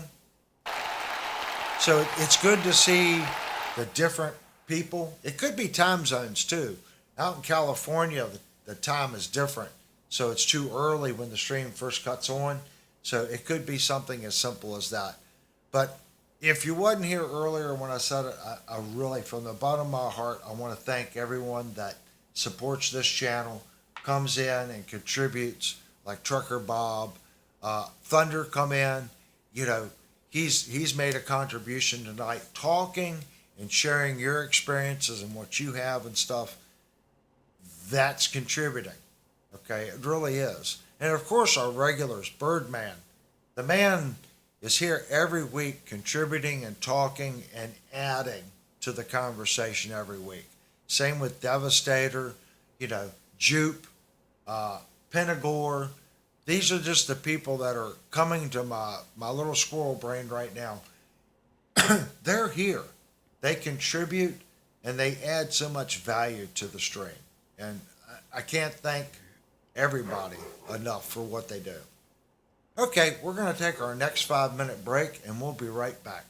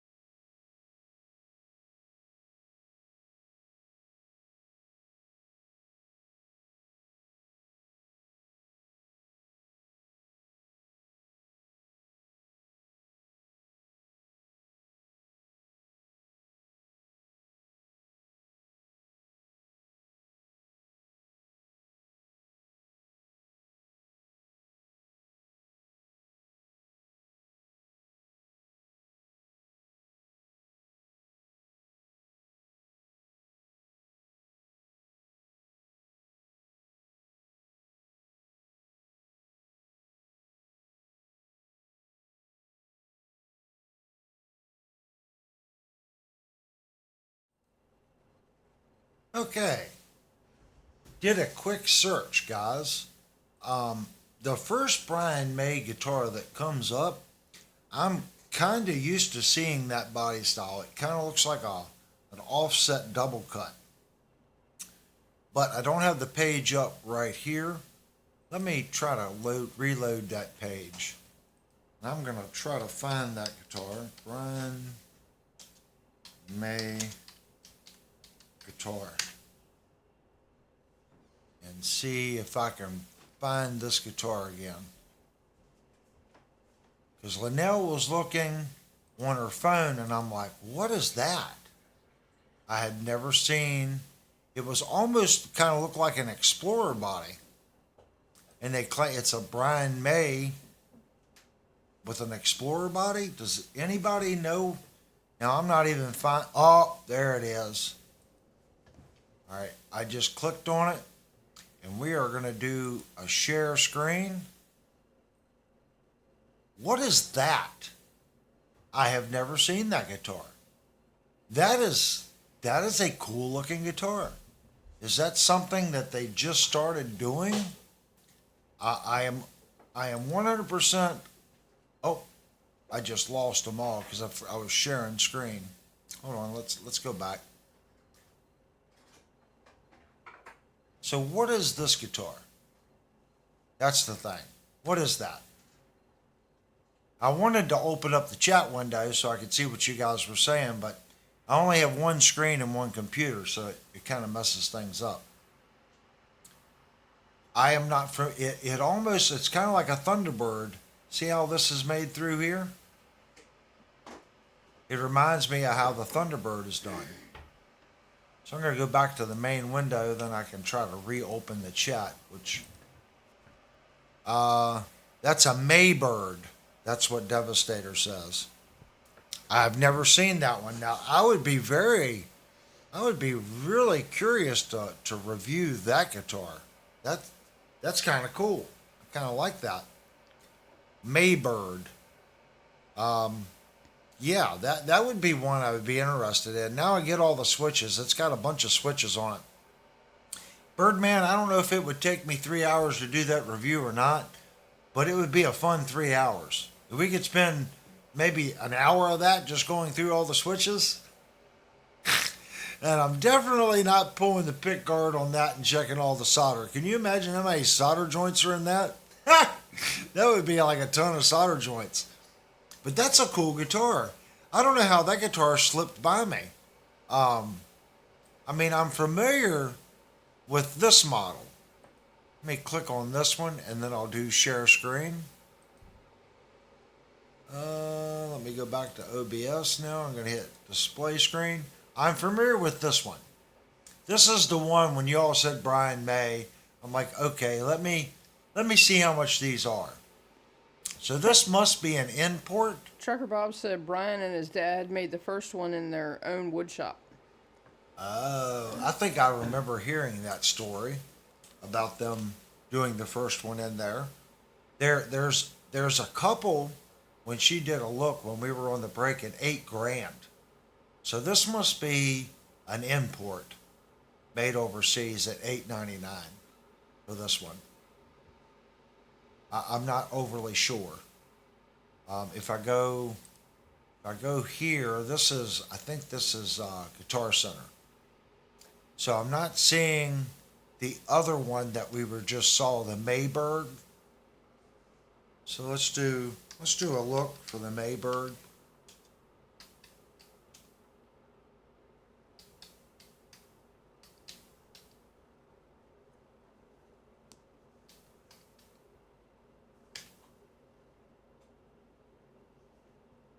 So nothing comes up under that one.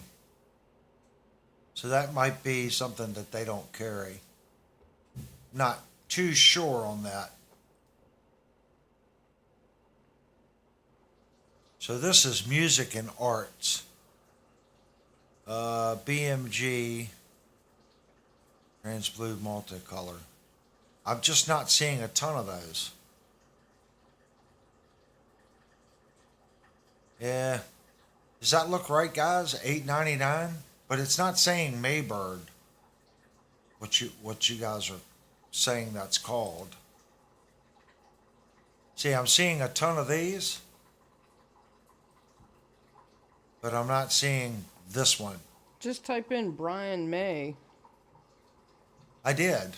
Oh, okay. This comes up, but I'm not getting a direct link for this particular guitar.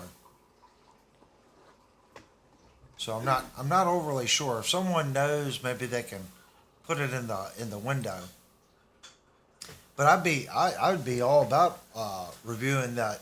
It looks like a little smaller version of an Explorer. That looks pretty cool.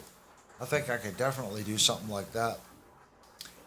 Brian did a whole interview about it and said he couldn't afford a guitar, so him and his dad spent 2 years making the first one.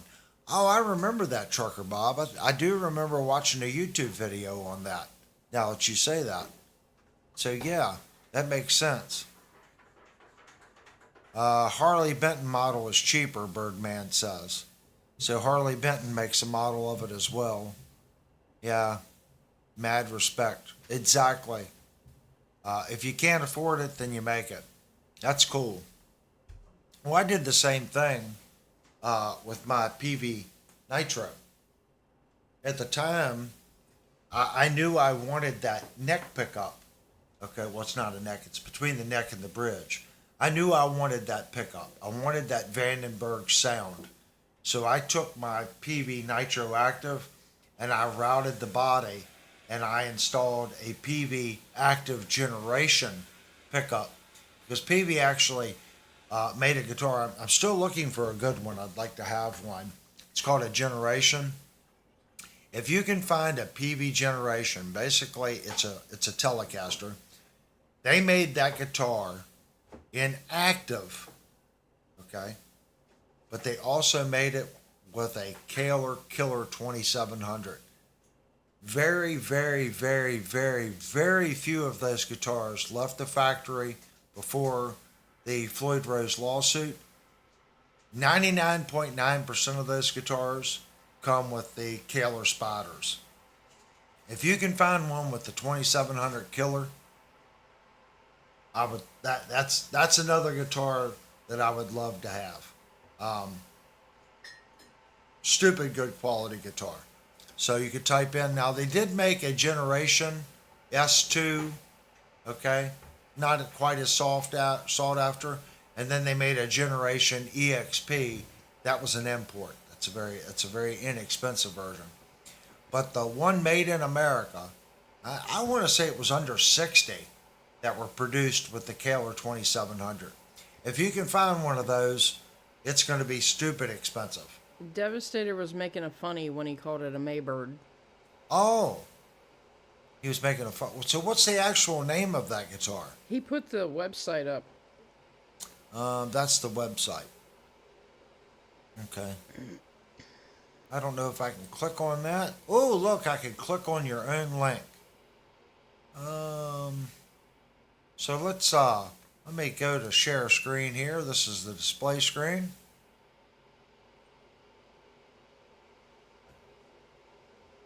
Welcome to the official home of Brian May Guitars. So this is, I guess, the BMG special. And there's two, the blue and then some with some art on it. I like that one. Looks kind of cool too. The Vision.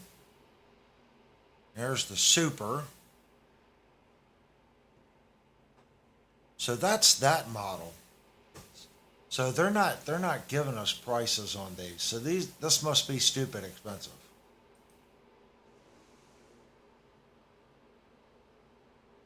Let's see if they have a price. UK price. Well, it's not as bad as I thought. So that's 845. I wonder if there's a conversion on that. Someone want to convert that to US dollars? I want to say the US dollar, it's going to go up just a fraction. So looking, I don't know how big she is, but looking at her in relation to the guitar, it doesn't look like it's huge.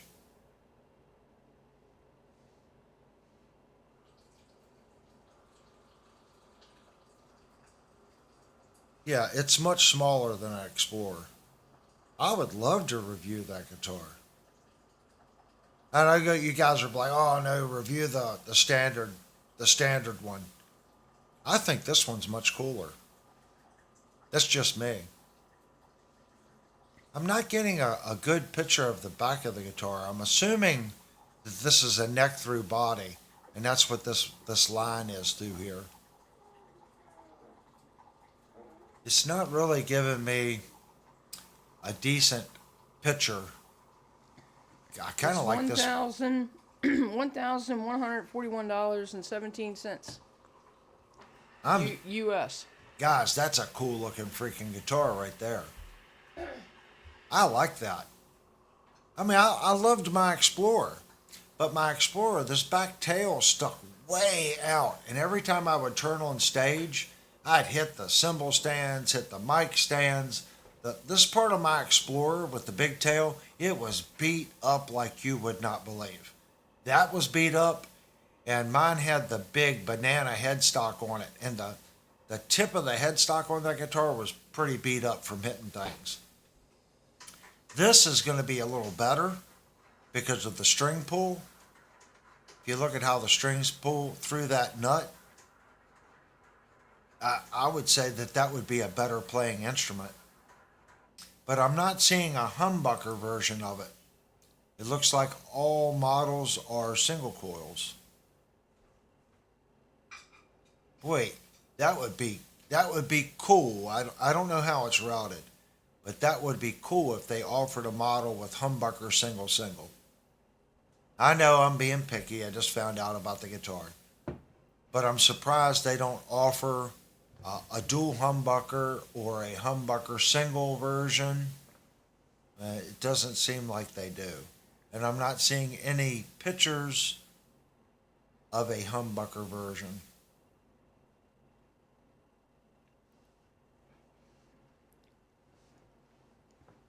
I like the blue one. This orange and black looks cool though. I will say that. And you can see the split in the pickguard right here where the body has an offset. I kind of like that. May have to start another poll.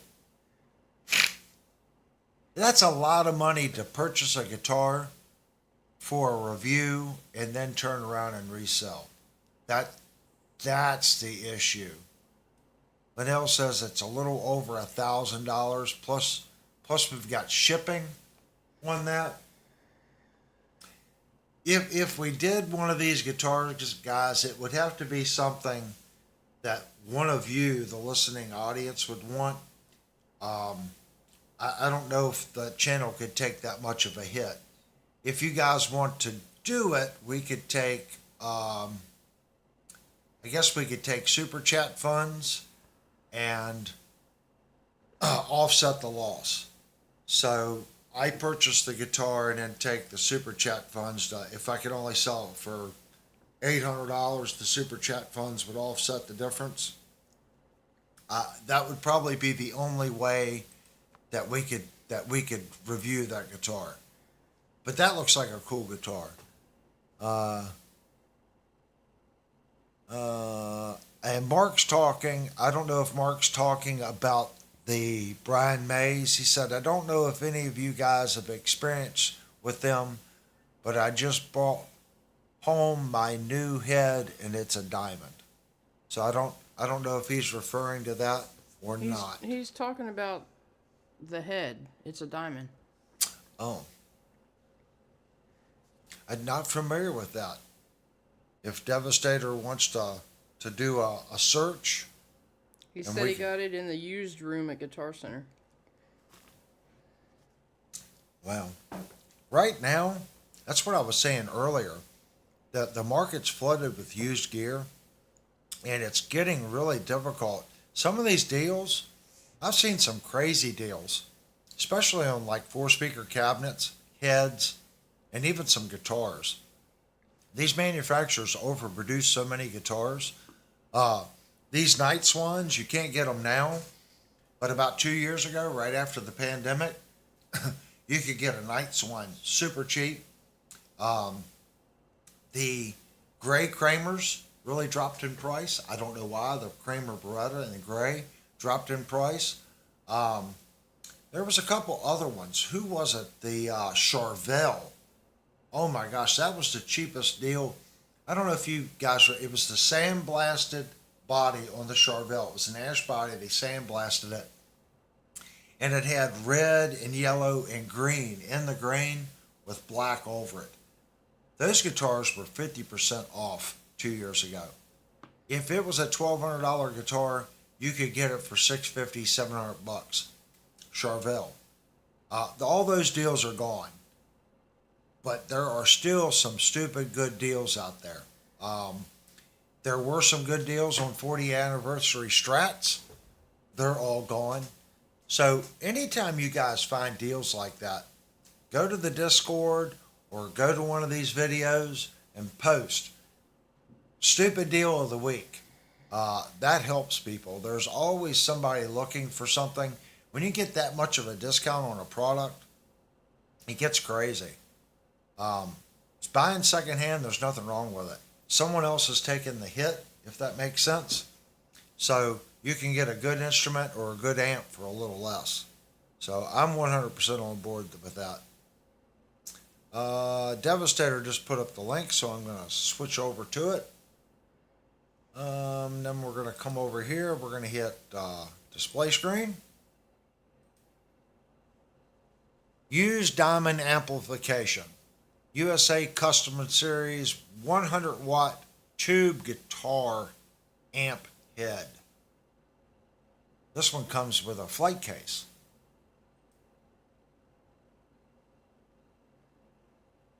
That's the back of the amp.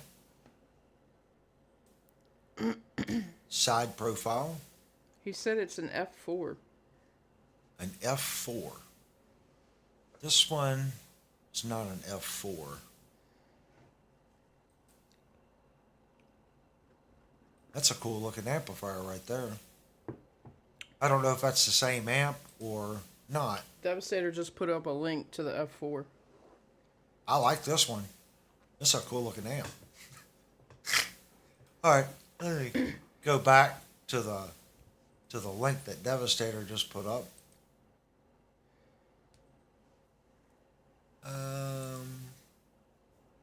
I keep hitting the wrong button, guys. F4. Oh, here's an F4. Make sure we're still on display screen. Yep. Ooh, I like the green behind it. Has this got multiple pictures? F4 is the more cost-effective sister to the Phantom. That's what they're claiming. So, uses 5 12AX7s and 4 5881s. I like the 5881. That's not a tube a lot of manufacturers use, but if I had to pick, everyone knows I'm a 6L6 guy, but the 5881, nothing wrong with the 5881. Everyone just leans on the EL84s, and there's so many different tube options out there. It's nice when these manufacturers do something like this. I think it opens up the palette. Your power tubes do make a difference in your overall sound. So it looks like here, let's click on that. Looks like gain, volume, treble, middle, bass, and presence on that picture. And this one we've got master and depth, power and standby. Let's click on this one. I can't double click. So it looks like a 2-channel amp. That's a sharp looking amplifier. Diamond amplification, working musicians affordable. So here's a better look. gain, presence, bass. There's the back. It's got an effects loop, ohm selector. It's automatically just switching, so I'll sit here for a second. Tubes, foot switch. That's a sharp looking amplifier.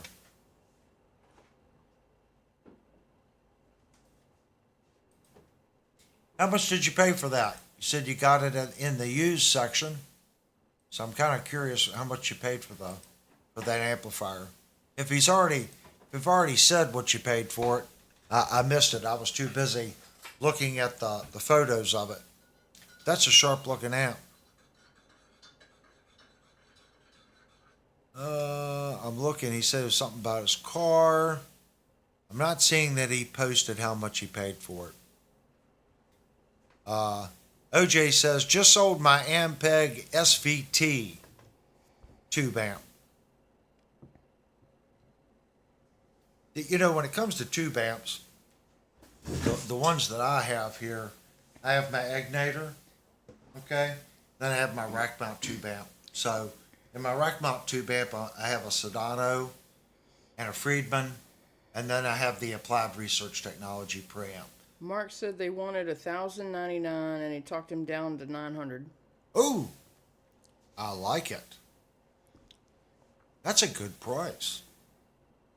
Tube amps, guys,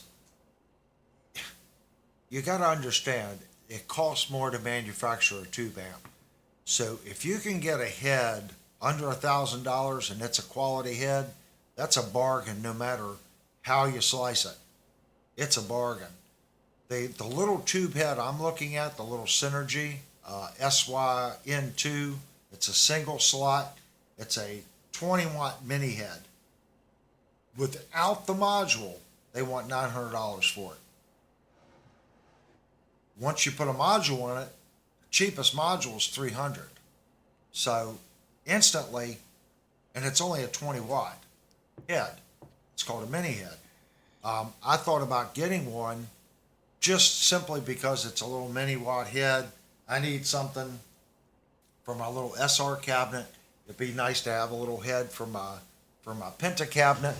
So I was trying to look at something that would be more cost effective instead of buying a power amp and a single U module holder. I'll just get the little mini 20 watt. It does have cab Rs, so I could technically get something like that, use the effects loop, and go directly into the interface. Also thought about that for the streams. But it also has a 20 watt power amplifier in it, and 20 watts is loud. I mean, my rig over here is 50 watt stereo. I don't use near 50 watts in this house. It's loud at a quarter volume. It's loud. A 20 watt head in this house would be stupid loud too. So if you got that for $900, you're way ahead of the game. I don't know if I can. He said he can't believe they were asking $1,099 when they're only $1,300 new. Yeah, that sometimes they're just trying to make, it's like cars right now. If you look at new car dealerships, they've turned into used car lots. They can't sell new cars right now. It's not just Toyota, it's everybody. They can't sell new cars. The new car market has just went. So a lot of these car places, you pull into the Nissan dealer and they've got Fords, Chevys. It's a used car lot, and they have a couple. So since they're not moving new inventory, the used car prices have went up, and they're adding all that fat to it. And we see that with guitars. I hate to say it, but guitars, the sales of amps, guitars, everything's down right now for these manufacturers.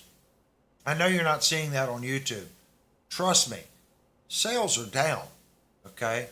They are. So what do these companies do, just like the used cars?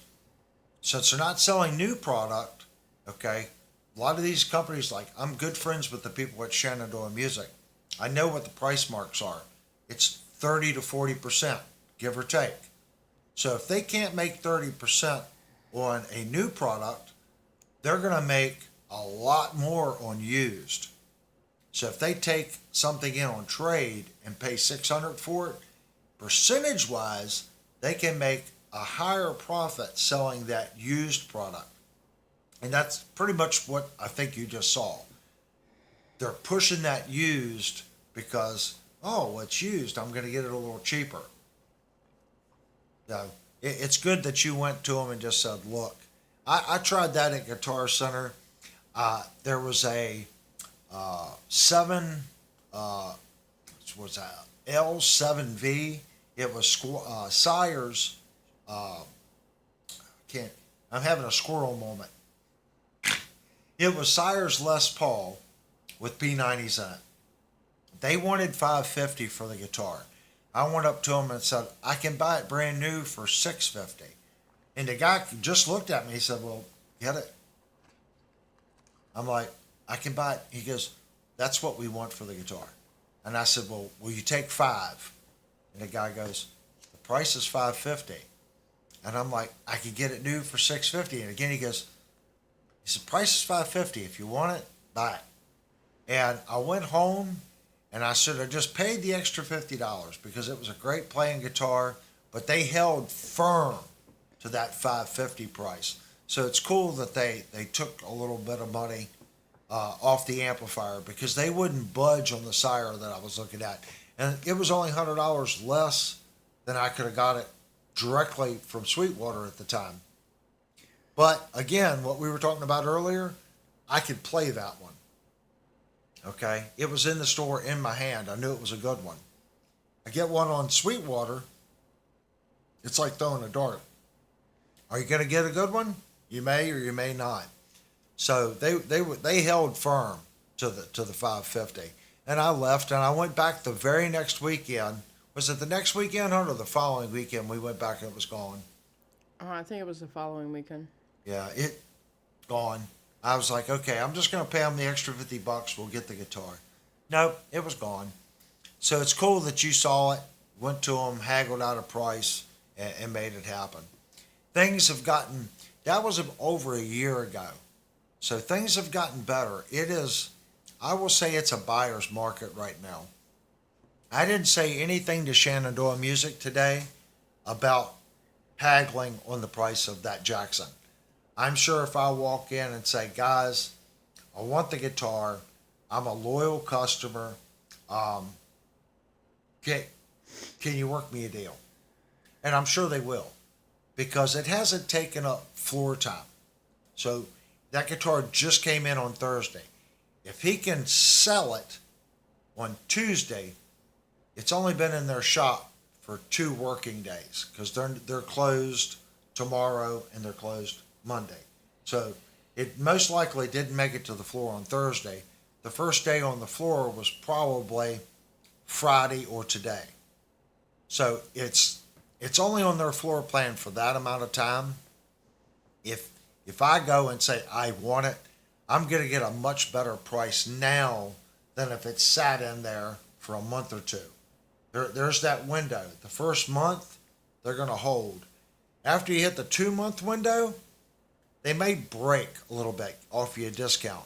After 3 months, that's when it goes, okay, we need to, well, a guitar store that understands moving products to get new stuff in, after 3 months, they're going to try to move that product out, get something in the store that moves a little quicker, if that makes sense. So coming into the store right now, they can look at it this way. We can make a quick 20%, 25% versus our 30% mark, and we can roll that money back over to something else or get another one. Or they can just say no because they feel that someone's going to come in and pay full MAP price for that instrument, and that can happen. They might know, well, just because you won't pay for it doesn't mean Bob down the street that's going to come in. We know our customers. Bob's going to come in midweek, and he's going to want that Jackson. He's going to be willing to pay that marked price for it. So that's when they're going to go, no, it's new. We feel we can sell it at full MAP price. So I didn't, like I said, guys, I didn't say a word to him. I just said, okay. But when I left the store today, I'm pretty sure he said he was going to put a sold tag on it. Oh, so, yeah. That was my day. Oh my gosh, I almost forgot. Linnell stole my other microphone here. Okay, so we've got another microphone just like this one, and that's why you'll hear as I turn, I'm not as crisp as I was about a month ago. We started miking Linnell. So the first week we put an SM57 in front of her, and it sounded awful. So she stole my other SE mic, and I love these SE mics. I'm going to say this is the best freaking $100 microphone money can buy. If you got a better one, let me know. But as of right now, me testing mics and stuff, this little SE, I believe it's a what is this thing? I'm going to make some noise, guys. This is an X1A SE. And it is directional, so I have to make sure that I face it like that. It's a stupid good mic for 99 bucks. Now, it does require phantom power. So, today at the store, I told Linnell, I said, why don't you go in and look at some microphones? Well, there's a girl that works there, too. She's really cool. Do you remember her name, hon? No. I'd give you a shout out, but I can't remember, and that's horrible. As much as I talk to them in there, she's super nice. Anyway, her and Linnell go into the studio room, and they're looking at microphones. So I'm like, well, you need a better quality mic. Go in there and see what they got. So they're in there for a couple minutes. I see her come out, and she's got a mic, and then they walk back in. And I walk in, and the owner of the store goes in. They hook up this little Yamaha amplifier, and this is it's an SE microphone like this, but it's a podcaster mic. Yeah. Linnell has very high taste. Her name is Jennifer. Jennifer. Yep. So Jennifer, if you're watching this in the future or in the background watching, here's your shout out. Call Shenandoah. Jennifer will hook you up. See, she shows Linnell this podcaster mic, and it's got a low frequency cutoff, a high frequency cutoff, a gain switch. It's got a built-in little preamplifier on it. Nice microphone. It was like $300, wasn't it? It was $289. $289. So I'm looking at Linnell and I'm like, wow, this is like the Cadillac version of the microphones I bought.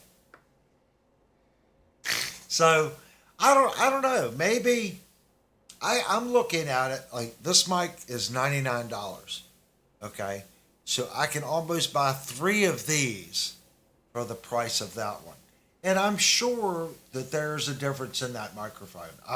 100% sure that that's a higher quality microphone. And again, this comes down to relative. What you're willing to spend. This goes back to the $2,600 Jackson or a $2,000 Jackson or a $500 Ibanez. What are you comfortable spending on a product? So I'm looking at it going, well, I've had really good luck with these X1As, 99 bucks. Is that podcasting microphone worth 3 times the amount?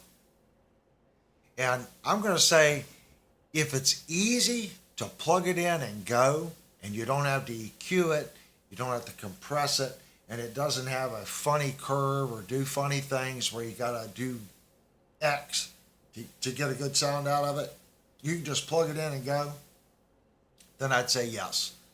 Paying that much money for a microphone that you know you can plug in, do very little work to, and get a good sound out of, I could kind of agree with that. But I don't have any experience with that microphone. They do have a Shure 7B something. It's the one that Kurt always talks about.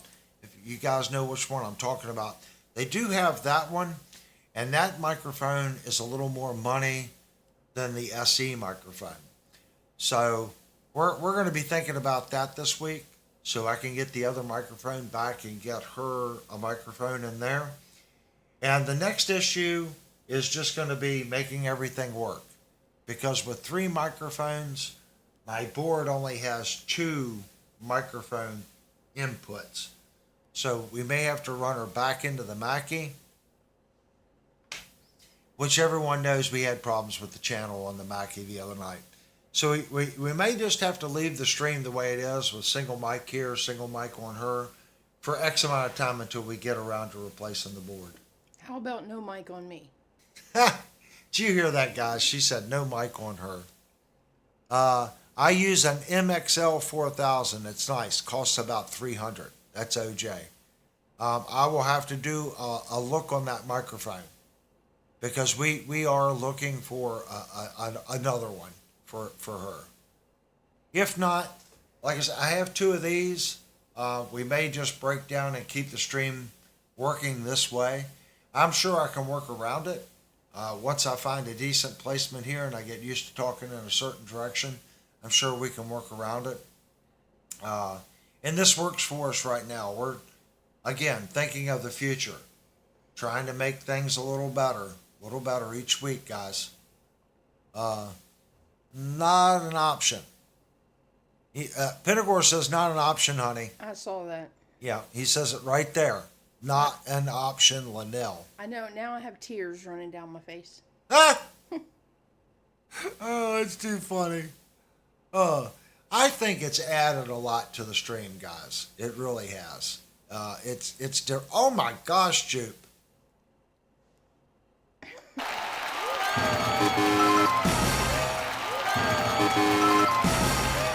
You just got all the buttons thrown at you. Ah! Oh my gosh. That's what I'm saying, guys. It's amazing. You guys are amazing. That's all I can say. Amazing bunch of people. Now that's not fair. Like you guys hit the little like button for Jupe. I can't hit the like button. I can't like that Jupe did that. What is up with YouTube? How come I can't like that? I cannot like it. I can hit reply. Oh, I can reply. Oh, I didn't even know I could reply. So let's put a reply in. And let's see who can actually see it. Does it come up? Oh, yeah, so it puts a little circle. That's the first time I've ever done that because we're new at this whole thing. We've only been doing this 7 months, and I'm a slow learner. So that's cool, but I cannot hit the thumbs up button. So I don't know if you guys can do a reply or if I can only reply. Anybody can reply. Well, how come I can't hit the thumbs up button? I have no idea. Well, that's awful. That's just not right. Yeehaw! There it is. You know, I forgot that we had this over here, so I could have done this. And why is it locked up? It says it's got a process. It's building my sounds. Remind me later.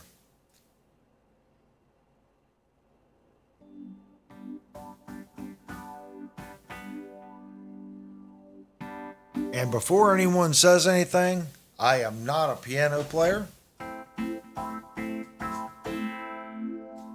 But I did want to get into something, if I can find it.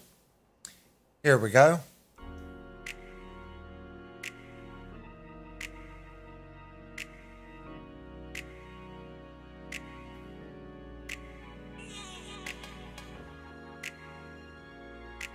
I really need to really dive in to the Akai stuff. The Akai is just stupid good. Timothy says the finish on his left-handed Banshee Floyd Rose is starting to anodize. Reached out to Schecter and they said they would not warranty it. On my left-handed Banshee Floyd Rose. Do you know which Banshee you have? Is it the 1500 with the stainless steel or is it a black powder coated finish? That's the question. And depending on where you bought it, okay, if you purchased it, I'm not.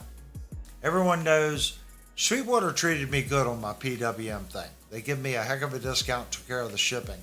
If you bought it at Sweetwater, Sweetwater does have a 2-year guarantee on that product.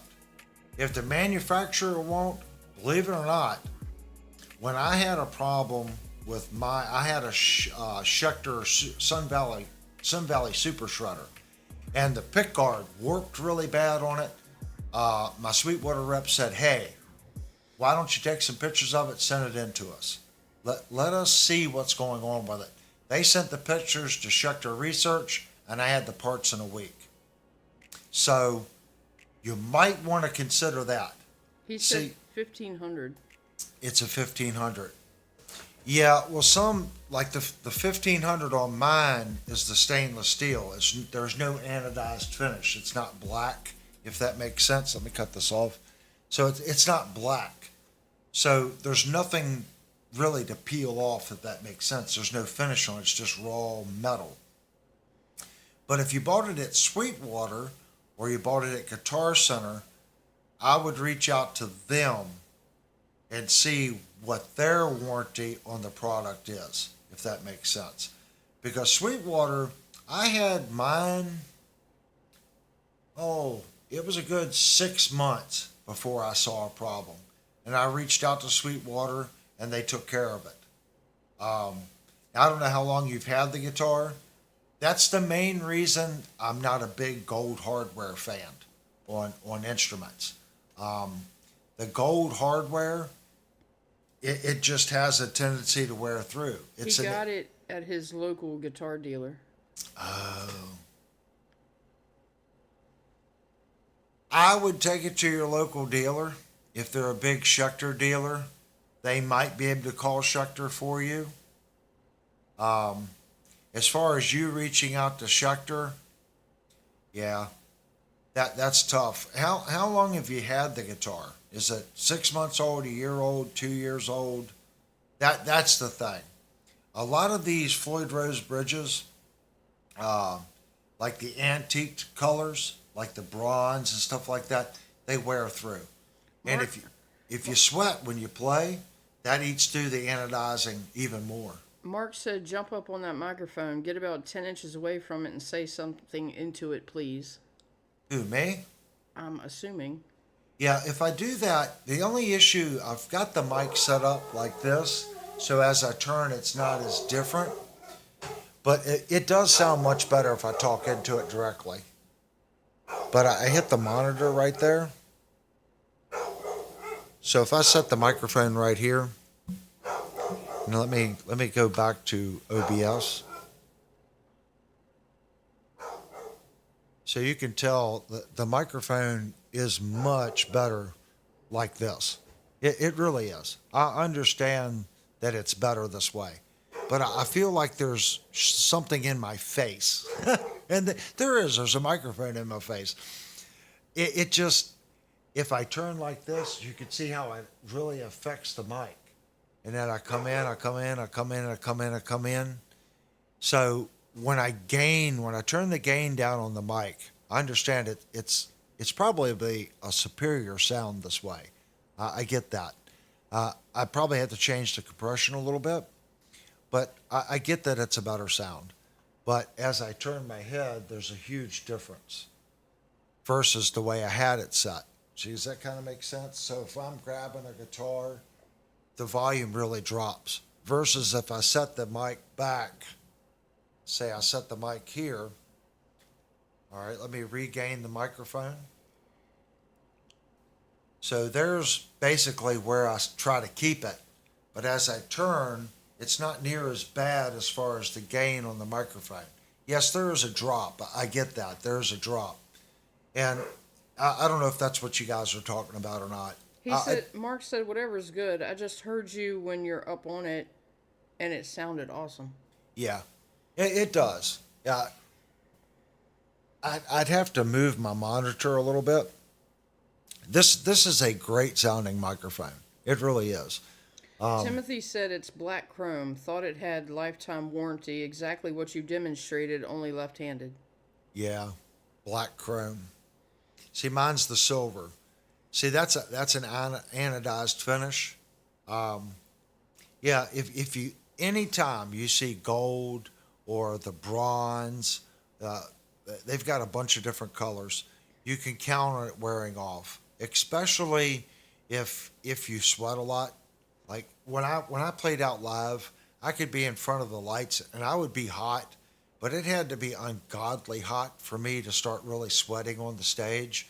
Now the lead guitar player in the band, it you'd turn around and look at him and his shirt would just be soaking wet, and he wore a bandana to keep the sweat from coming down and getting into his eyes because he had so much salt in his sweat it would burn his eyeballs when he sweat. So he wore this bandana and he wore a hat just to try to keep the sweat from coming down. And it was the same temperature on that side of the stage, but the sweat from him sweating on the back of his guitar neck, it just turned it black from the salt from his hands. He would go through, if he got 2 weeks out of a set of guitar strings, it was amazing. Jupe has to go. Oh, Jupe, thank you so much for the super chat, man. Thank you, thank you, thank you, thank you, thank you. And get with me tomorrow on Discord, man. He said, love the live streams, happy little accidents and all. That's what it is. It is a happy little accident. But please get with me tomorrow on Discord. I want to ask you a question about your guitar before I put the pick guard in it and call that part done.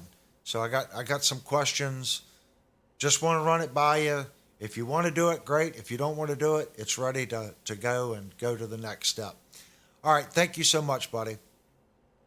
But yeah, I get that. But this is a small stream, going back to the microphone. So as it is right now, like I have my camera here, and I'm trying to look at the screen here, and my chat is right here. So it makes it difficult for me. That's why I went to the 2 microphone thing. That way, as I turned, there was very little gain difference between the one microphone and the other. I'm sure this does sound much better, but keep in mind the compression in the gate is set for it being away from me. So we got any new, something we haven't done yet. I don't know if there's going to be anything on Discord or not, but I'm going to double check. We do have a Discord page, and in that Discord, there's questions and topics for live streams. So I'm looking at that room, and there is nothing listed. So there was no suggestions put in. So if you're just tuning in and you come each week and you're only here for one part of the show, you can go to our Discord server, go to questions and topics for the live stream, put in what you'd like to go over, and then it gives me a little bit of time to research or get a guitar ready for a demonstration or whatever it needs to be. It gives me a little bit of time to get set up to properly answer the question. If I can't answer it, that's what the chat room is for. Super talented people here. As a group, we can definitely get you done, if that makes sense. So we don't have anything, so I definitely wanted to double check it just to make sure that there wasn't something there I was missing. All right, guys, if you don't know, I definitely want to bring this part up before we end the stream here. Well, actually, we're at 3 hours now, but I'm not really ready to end the stream, and I don't really want to take another break. But before we get too far off on a tangent, I want to bring something to everyone's attention. If you're new, I don't require you to subscribe to chat. I want you to come in, chat, hang out, and look at this place as just like a music store. Come in, talk about the stuff you just bought, or like the tremolo. I would reach out to Schecter directly if your local shop won't do it. And if you reached out to Schecter and they said no, then go to your local shop, see what they would do. One advantage to picking a shop that stands behind their products, whether it's Shandor Music in my case, or Sweetwater, which has a 2-year full warranty, sometimes that means a lot. The after the sale is customer service. When you're looking at the product, of course, they're going to be great. They want to sell you something. But when you have a problem, That's when your customer service. We just talked about this today at Shenandoah Music. We were talking about customer service. Firm believer, customer service is after the sale. Okay? That's what it is. If there's a problem, are they going to take care of you? And keep that in mind. You know, when you're out looking for I say support your local stores. That's nothing against Sweetwater, nothing against Guitar Center, but I personally feel supporting your small local store is the way to go. You're going to miss them when they're gone. They got strings, guitars. Your community is there. Other musicians playing out live or doing recording, they're going to be there. That's where they're getting their equipment. If that's not the place, okay, and they're just awful to you, go to the next town. Find the closest local shop that you can that treats everyone the same, that works with the clients, gets to know them, and knows you by name. When I walk in my local store, they know my name. And it makes you feel good. When you walk in, they go, "Hey, Avery," you know, and they thumbs up. They're like, "I'm busy right now, but we see you walked in." That makes you feel good. Okay? It does. And if I got a question, I have questions just like you guys. Thunder says, where is your store located? They're in Winchester, Virginia. And as of right now, we have had people reach out to them, like Trucker Bob called them. Trucker Bob's a truck driver. And, you know, there's a place for him there to park. They do layaways. And there's been a couple of times where I couldn't get the layaway paid off in 90 days. Well, at Guitar Center, when they did it, you had 90 days. You lost your money. That was it. They work with you. They get it. Some weeks, you know, the water heater just exploded and you can't make your monthly layaway payment. And that happened to us last year. The water heater went, we had stuff on layaway. It's like, oh, I need a $1,400 water heater now. Warhart said his nearest store is 135 miles. Oh my gosh. That's when you pack a lunchbox. You pack your sandwiches and you make a day trip out of it. You know, I went to Sweetwater. We drove to Fort Wayne, Indiana. It's an awesome place. And I think my Sweetwater rep that I have now, I'm starting to like it. I got changed. The rep that I normally dealt with got a promotion. And I started dealing with this new guy, and I have no issues. I had a problem with the PWM. They give me an RA number. They paid for the shipping for that guitar all the way back to Sweetwater. I had two guitars I was looking at, and he was open and honest with me. He said, "Look, I can't work with you on this LTD. Okay? There's no fudge room there. I can work with you on the Schecter. Okay? I'll sell you the Schecter for the inconvenience, everything, for the same money that you paid for the PWM. That's $150 off, and I didn't pay shipping on anything.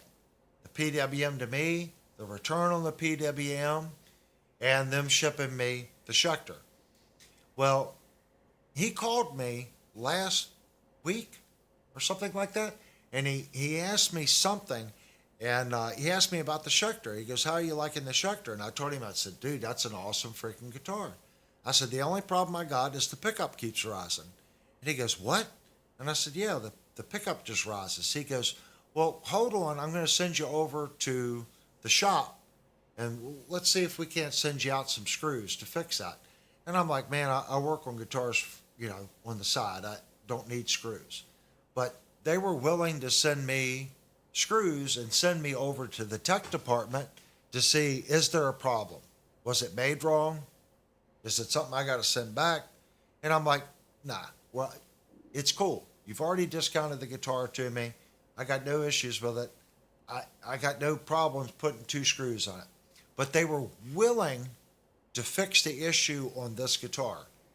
Even after the discount and the PWM debacle and all that, he was going to send me there. And then whatever the service department decided to do with it, I already know what they were going to do. They were going to give me an RA number They were going to let me send it back. They were going to fix it and send it back to me free of charge. They've offered that to me in the past. I'm like, no, it's a simple problem. I'll take care of it myself. And the guy's like, are you sure? Well, you don't have to pay for anything. We'll give you the RA number. You send it to us. We'll fix it and send it back to you. That means a lot. When I go to my local store, that's how they treat me too. But the bonus to your local store is you can go in and build that one-on-one relationship with the whole staff, if that makes sense. And it's not I know a lot of things are online now, but if I go into my local shop and they know me as a client, there's just a relationship that you build there, if that makes sense. And I get it. My local store doesn't carry Behringer, and I want a wing rack. They do carry Yamaha, and they got that TFT Yamaha rack. It's a good unit, but it's not the wing rack. I know the wing rack would fit me better. So I'm not going to be able to purchase that product at my local store.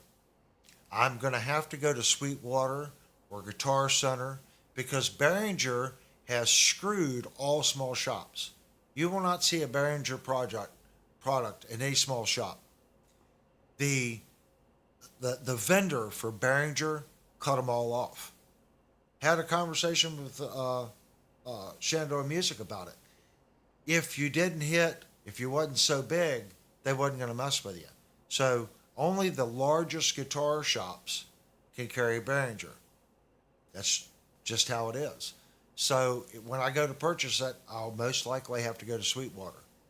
If the Yamaha had the same options that the Behringer has, I would go ahead and get it off of them. But it doesn't. But my little squirrel brain, I went off on a tangent. Before the stream ends, we were talking about you don't have to subscribe to chat. But if you don't know, we are giving a guitar away. And just in case there's new people here, we want to look at the guitar. So the guitar comes in this nice Gator gig bag. And here's the guitar. It's a Fender Player 1. It's a beautiful instrument. Awesome playing guitar. And the only rules to the giveaway is you have to be publicly subscribed and you have to go to our Discord server and you have to log into the opt-in room and say, I want in on the guitar giveaway. And that's it. And when we hit the magic number, which I'm not going to put out what that magic number is, but when we hit that magic number of entries, someone gets a Fender player with a gig bag. And here's the best part. I'm going to ask you how you want the guitar set up. You know, your action height, if you like a flat intonation, dead on intonation, whatever, or you want it set up to play 35-40 or drop C. It makes a difference. I will set the guitar up to your preferred tuning and action height, and that's it. And you can thank everyone to the right because our members here, I'll call them members, even though we don't have a membership here. If you've donated to this channel, you're a member. You're a part of it. That's how I see it. Those are the people that purchased that guitar. And again, I want to thank Shenandoah Music because this guitar went home with someone. They didn't bond with it. They brought it back. So it's not technically new, but it is new, if that makes sense. It wasn't there very long. They turned around and give us the guitar at cost, okay, if that makes sense, because he took another guitar home. That's part of their warranty. A good shop will do that. You'll have 35 days or 45 days, whatever it is. If you don't like it, you can bring it back and the money just goes to something else you pick out. That's what happened to this guitar. So that's the story behind it. And I want to thank Shenandoah for allowing us we had a $500 limit. This is not a $500 guitar. This is an $850 guitar. But since they just said, look, it's a giveaway, mention us, There you go. So we were able to get a much nicer instrument for the 500 bucks than what we were looking at. We were looking at like a $500 PRS. We were looking at a budget Ibanez with a tremolo. I figured if we were spending the money, this is a far better instrument than those instruments. And it costs the viewers the same amount of money. So I do look out for you guys. So if you want to enter to win, that's all you got to do. And I want to thank everyone for coming in tonight and checking out the stream. That's all I have. We've been on for 3 hours and 14 minutes. I think we touched base on everything. Again, we do this every Thursday and every Saturday. I can already tell you we have a review this coming Thursday. You don't want to miss it. It's going to be a kick butt review. And I'm going to definitely remember to turn off my microphone when I go to stand up. And if you don't know what I'm talking about, go check out our last review. And I want to thank Steve for allowing me to review the guitar. If I didn't thank him in the first review, thank you so much, Steve, for sending the guitar here for us to review. Again, please go down, hit the subscribe button if you haven't subscribed already. Hit the like button, hit the all button. And I couldn't do it without you guys. And like we do every week, we're going to have our 5-minute closing chat window. You guys can finish up the conversation. And if you like doing this every night, come over to Discord. There's always someone there on Discord chatting and hanging out. So thank you guys so much for everything that you do. And see you next Thursday night and Saturday coming up. So thanks, guys. I got to make sure I hit the right button. I'm bad for hitting the right button. I think it's this one.